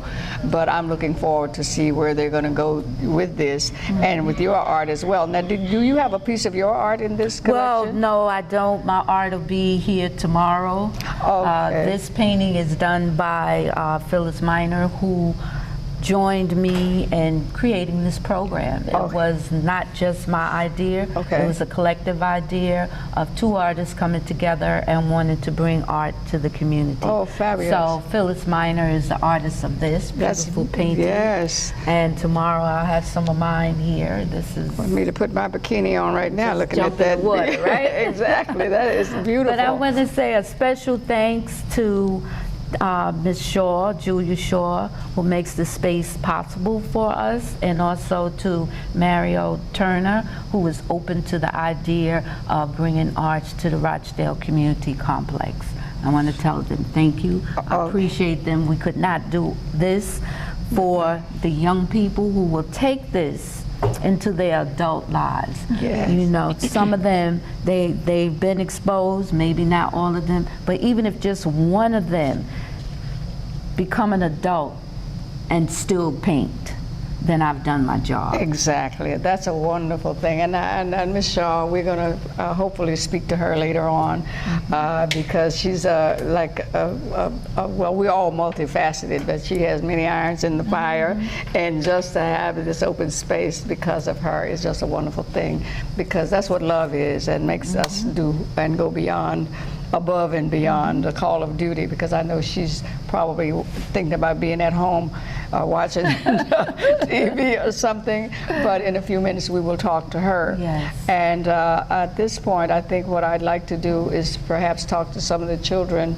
about the art, and just ask them a few things about what made them get started. Now, earlier on you mentioned something about tomorrow. Does that mean that this is a preliminary kind of Well, show? tonight we're pretty much setting up and practicing what's going to be said, because they will be coming up presenting their art and talk about what inspired each one of them. And that's very important for young people to do that, because it helps them develop their ability to speak in front of people. Exactly. And to talk about their work. See, art builds character and self-esteem. Exactly. And so each one is going to be proud of the artwork that they've created. Many of these young people came in drawing. Yeah. They were intimidated by the paint. We've been working with them 2 years, and as you see the art and start to view the art, you will see how they have developed. Yes, and from what I've seen, it's just obvious, because, you know, all I do is, well, I want to say finger paint, but, you know, from kindergarten, and in the classroom, that's what we did with the children. But other than that, I'll be kind of intimidated, but this is inspiring to me.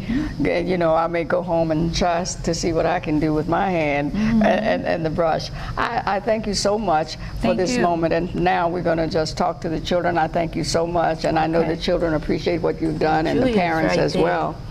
And tomorrow we won't be able to come, but at least we're here for this.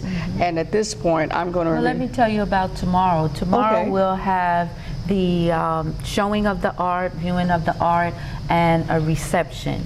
Each young person will come up, and the grandmothers that come and talk about their art. Okay. So tomorrow from 3 to 6, if there's anyone out there interested, come to Rochdale Community Complex and join us in appreciating art.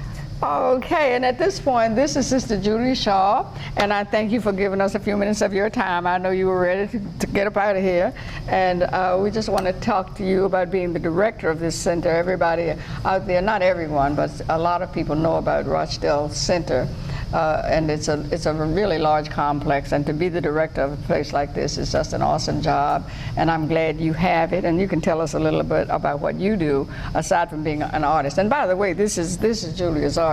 You know, she's a newbie at this, and look what she did. And I'm so grateful because it has the L word in there, and that's a wonderful thing, because that's what it's all about. You know, without love, we're nothing, and I'm glad she did that, and I hope she'll be willing to sell it. And anyway, sis, tell us about being out here in Rochdale. Well, welcome everybody to Rochdale Village Community Center. The Rochdale Village has been in the community for over 50 years. And we have newly renovated the community center, and we're bringing in new and exciting programs. And one of our new and exciting program is the Art Transforms program. Artists in the community have come out, as Wanda best stated, They're inspiring young artists, and I'm just glad to be able to host them and to have them here and to watch them grow. And I am also an artist in heart, and being a part of this class has allowed me to put it on canvas. So this is my first art exhibit, and I'm happy to be here amongst such beautiful, young, talented African-American artists. And I'm excited. Okay, bless your heart. I'm telling you, could you hear the love in the sister's voice when she was talking? Because it's right there and it's on canvas, and I'm looking forward to more of it and seeing how much you're going to charge for, you know, when you get the copies. You know, when you do art on canvas, you always have the copies, and then you can sell them and keep the original. So I look forward to purchasing that piece. We're grateful because this center, and to know that it's being used for Art Transforms, because I don't know of any other programs that are here in Rochdale Village even similar to this, and this is just a step forward, and that's what we're doing. And I don't know if black women are going to rule the world or not, but we're kicking it out here in Rochdale Village, okay? Thanks to Miss Julia Shaw. Thank you so much for coming. God bless you, and I look forward to having you back. And I'll come back another day and continue to deal with Art Transforms, because what I find that happens with programs like this, the children grow and they go to high school and then they go into college, and we don't see them anymore, but they're going to be continuing to do their art, and we'll come back and see how the progress grows and see what other pieces. I'm sure they're working on new pieces somewhere now, I don't know. Mine is at home under the bed, but it will soon get here. Okay, honey? I appreciate you so much, and thank you for your time. Fade to Black, coming at you. This is our first artist, and I see that your name is Quay? Quay Dalton. Isn't she beautiful? Quay Dalton. I'm just going to ask you a couple of questions, and you can relax because it's fine. I like your nails, by the way. That's artwork. Let me see those nails. Look at that. Yes, that's art right there. Yeah. What inspired you to do the drawing? Was it anything that Miss DuVoe said, or you just started with the drawing on a napkin, or what? What inspired me to do my work of art was my love for crafting, because I couldn't do crafting all the time, but I could do like drawing all the time because all you needed was some paper and a pencil. And I decided to try painting to show my creativity. My creativity of my colors, of my work of art. It's beautiful, and what I see, it's so varied. Your rainbow, and because that's really, rainbows are just beautiful, and you see them. In fact, someone showed me a couple of rainbows because we've been having a lot of rain here lately, and you don't see them very often. And you got Snoopy, I love it. And your name is beautiful, Quay it's called? Yes. Quay. It's beautiful. Now this one over here, I remember when I was in school, there was a saying, sticks and stones may break my bones, but words never hurt me.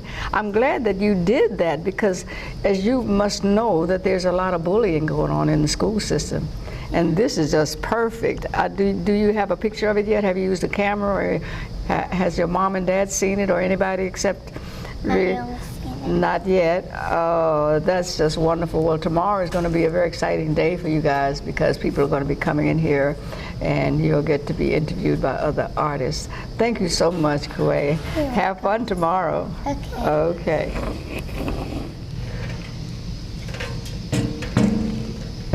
Am I out of the way? 1 second.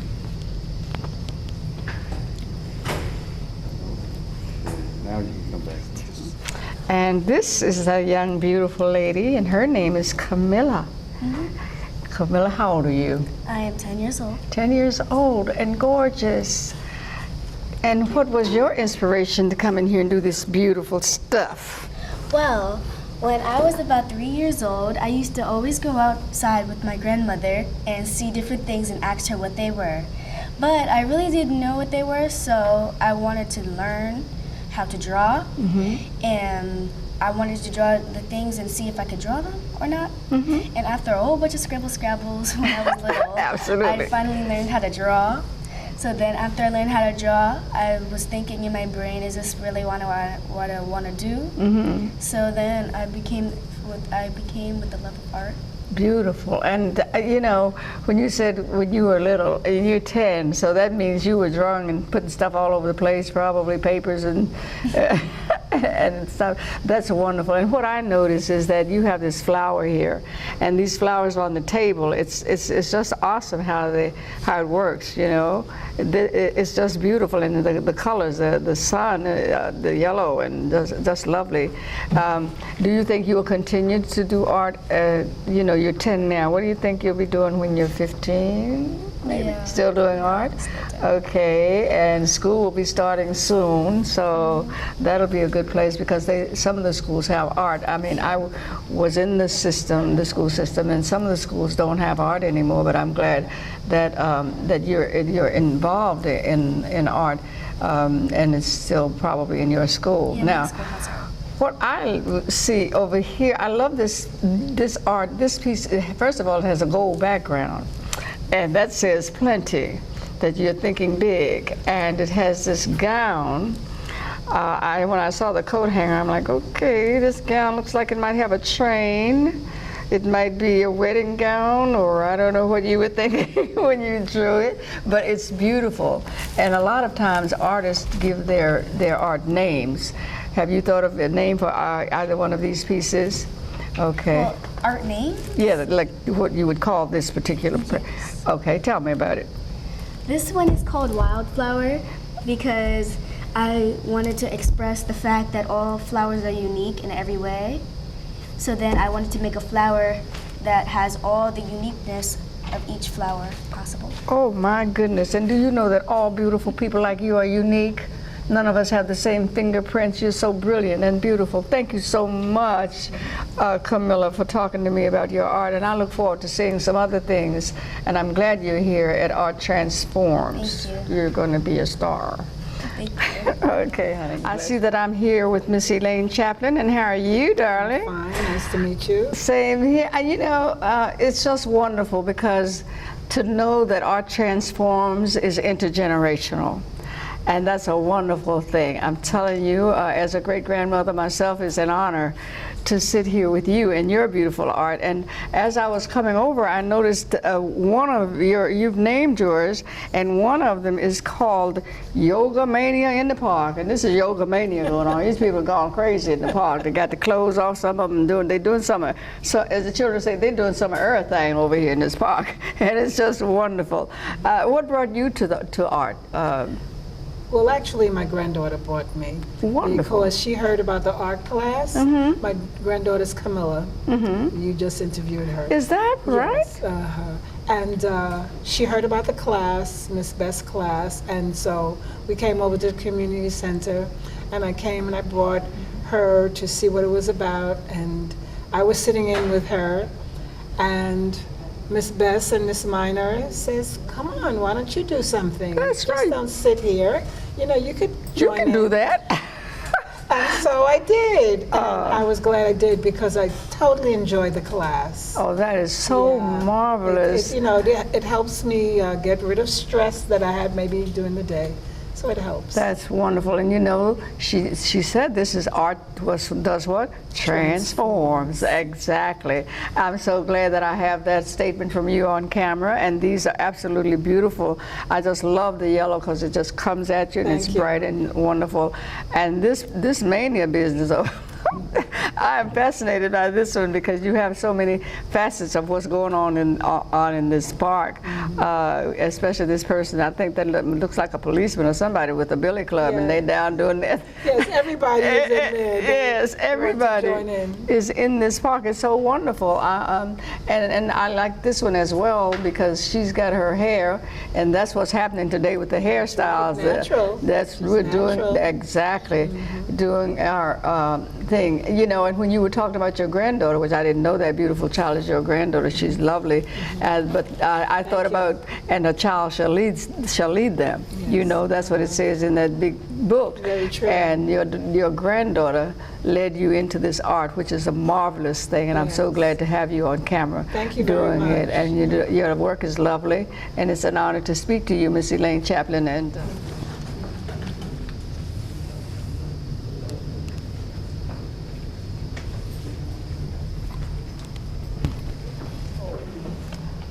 as we continue our journey into this first exhibit of Art Transforms, I'm talking to Brianna, Miss Brianna Rucker, over here hiding behind the flowers, but we have uncovered her now. And I'm looking at this art. I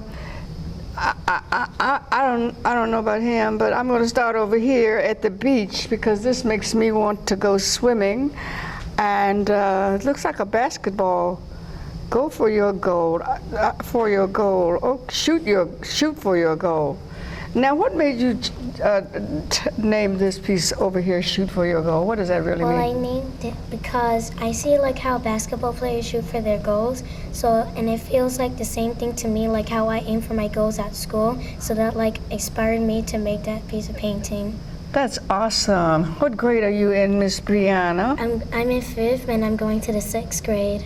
Beautiful. And are you here in this Rochdale Village? Are you come here from another location, or do you live here in this complex?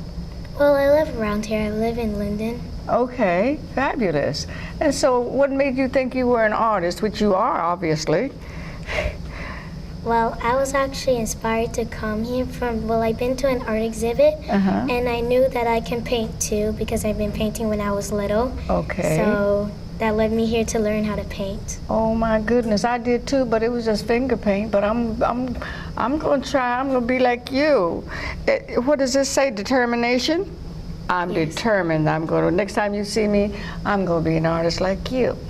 And could you talk to me a little bit about this guy over here? What this more ink supply? This is actually a game, and it's one of my favorite characters. So I decided to use my imagination and put it on the painting. That's awesome. And tell me a little about the game, because old people don't know anything that you guys. I know jacks and jump rope, and after that I'm lost. So tell me about your game. Well, this game is called the Bendy and the Ink Machine. Excuse me, say that again. It's Bendy and the Ink Machine. It's Bendy and the Ink Machine. Yes. Okay.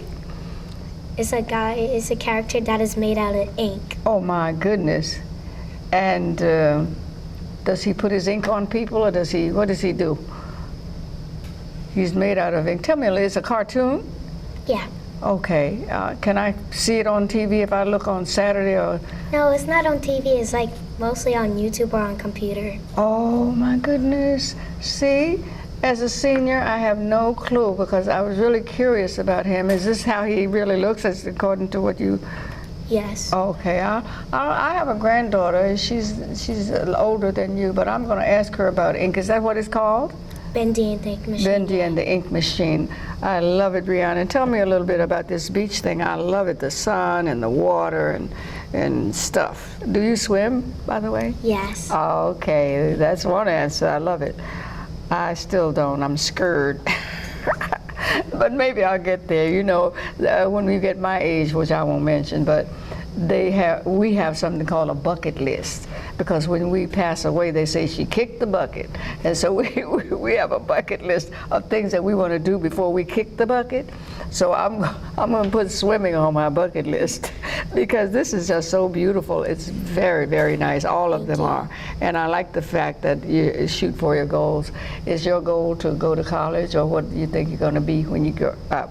Well, my goal is to go to college, and what I want to be when I grow up is a doctor, a pediatrician, to help kids. Oh my goodness, that's wonderful. My sister, that's what she wanted to be because she loves babies, but as it turned out, she's a speech therapist, so she still gets to work with little people, even though they're not in diapers, you know what I mean?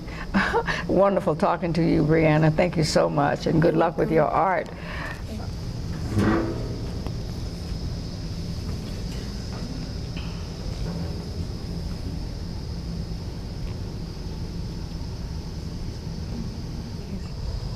Now we're over here with the brother. I was wondering about if there were any brothers in the house doing art, you know. And I'm glad to see that you're here. I see your name is Caleb. How are you, Caleb? Good. You ready to go home? I know that's right. Well, I'm glad you stayed for us to talk to you about your art. And is this your first time doing art? No. Okay. Who did you do it in school? Okay. What's your favorite thing to do in art? Draw cars. Most brothers like to do. My brother, he was a car guy. And when he was little, he drove them. We couldn't see them. He was on the floor. We never saw the car. It was invisible. But he had all the noises of cars, and he was making that kind of noise. So you just draw what? I draw characters. Okay. I'm looking at this character. These characters. Tell me about this one. I like this. This is different. These characters. Tell me a little bit about this piece over here.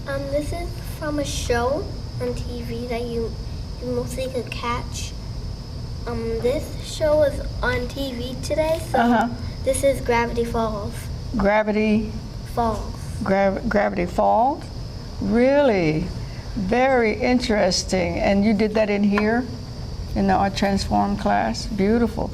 And you have 3 pieces over here. I like this guy too. I don't know, he's got his arms open like I love you this much. Does he have a name as well? Charlie Brown. Okay. All right, Charlie Brown. And you use a lot of different colors, and red is one of my favorite colors. I've got a lot of red dresses and stuff. Now, you have, I see something written in the center. What does that mean? That's my upper character named Dipper. Oh, Dipper. Okay. They are really different. Is this actually a tree right here? No, what is that? It's like a weird Mageddon. A weird? Mageddon. Mageddon. See, seniors, we don't know a thing about that. This is from television or YouTube? Television. From television, okay. Is this something that I could see if I turn it on a Saturday or? Okay, all righty. That's cool. And you have a star over here? I love it. This is like red, white, and blue. Are you patriotic? Pledge the flag and stars and stripes and all that good stuff? Really? What do you want to be when you grow up, Caleb? A basketball player. Okay. Who's your favorite? Kyrie. Tyree? Kyrie. Kyrie. Okay. I'm not too much on that. I go back to the old guys. They're back in the day. I know Air Jordan is, he's old, but a lot of people know him because they wear their sneakers. Do you have any Jordans in your closet?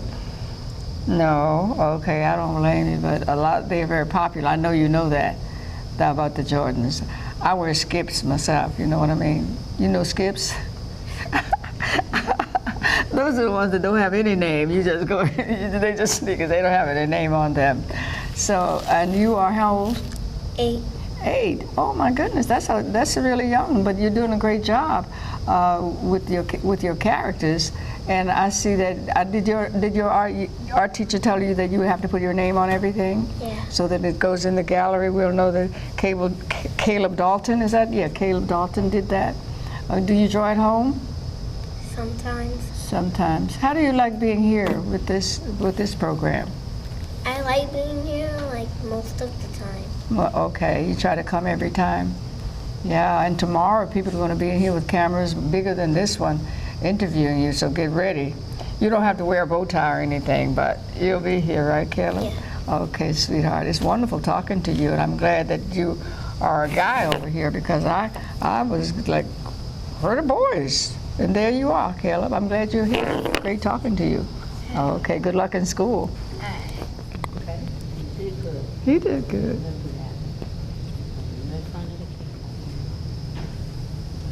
Okay, hi. Hello. Okay, I see I am now talking to Jaden.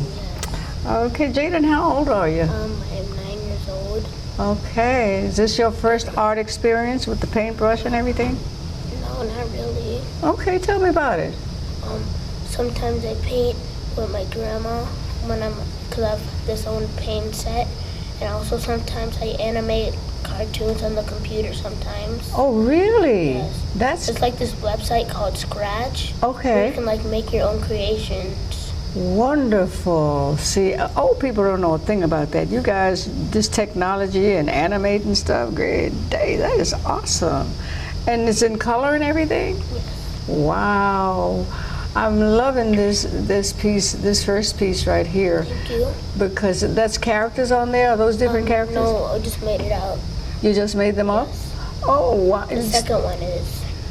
Oh, now I know him. Everybody knows SB, right? Yes. I know. This SpongeBob guy. I love the way you did the colors and put the little orange back in the background. And this has like blue and it's almost purple because purple is one of my favorite colors. I like that. And the frame. Did you choose the frame or did someone else? Somebody else. Somebody else chose the frame for you? I chose this one. You chose, okay. That's great. Now, did you name any of these people or they just popped out of your head? Yes, this one does not, but this one is. Say that again? So that one is just from a cartoon, and this one is just popped out of my head. Well, that's great. And they all have different expressions on their faces. So this painting is called The Lonely Flower. Oh, wow. That's awesome because he's different from all the rest of them. And the reason that he's smiling is because he still has like clouds and stuff that you can be friends with. Yes, see, that's awesome. And that tells a story because a lot of children, even in school, do you have a lot of friends in school? No. Okay, because I was like that too. And when I was in school back, I wasn't born in New York, I was born like in the country. You know, no traffic signals and all that stuff. And I was very thin, like I am now. And I spend a lot of time alone like that because sometimes children are not nice and they say things that they don't really mean. Exactly. But sometimes they just don't know any better. They're not happy and they're mean to people. Take it out on them. Exactly. It sounds like you know a lot about that. Yeah, but it's okay. Yes. Because it's like my mother said, it just rolls off like water off of a duck and you keep on going. And now that I'm grown, some of those people who said things, I don't even know where they are, but I'm over here interviewing you, and that's a big deal, see? And then when I go home and I look for some of those people who were nice to me, and they're not there. I don't know where they are, but I know they're not here doing what I'm doing. Like they were bullying you, and they were saying mean things about you, like you couldn't make it, and look where you are now. Yes, exactly. I'm like, hey, you like me now? That's it. You got it. And it's wonderful because I'm talking to you, Jaden, and it's a wonderful thing. Do you love doing this kind of art or do it at home? Yes. Okay. What do you think you want to be when you grow up? I would like to be a famous artist and a firefighter. Oh my goodness, and you can do both? Yes. Yes. I read a story about this young man, and he was actually a doctor during the day, and he was a firefighter. After he did his, after his office closed, he got his uniform. Because we are what we call multifaceted, and we are brilliant. African American people are geniuses in their own right, and we do many things, And when you get older, you'll read about some of them. Even before you get older, you'll find that there are people who do many things, at the same time. We have very creative, I'll say. Because you can be an artist by day, doctor by firefighter by day, artist by night, all of that. And art is very relaxing. Yes. The sister over there was just telling me how her granddaughter brought her in here to this art class. Very satisfying. Yes, absolutely. So, what grade are you again?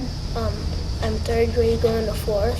Really? Yes. Awesome. Well, and Jaden, I'm so happy to meet you and all the other artists in here.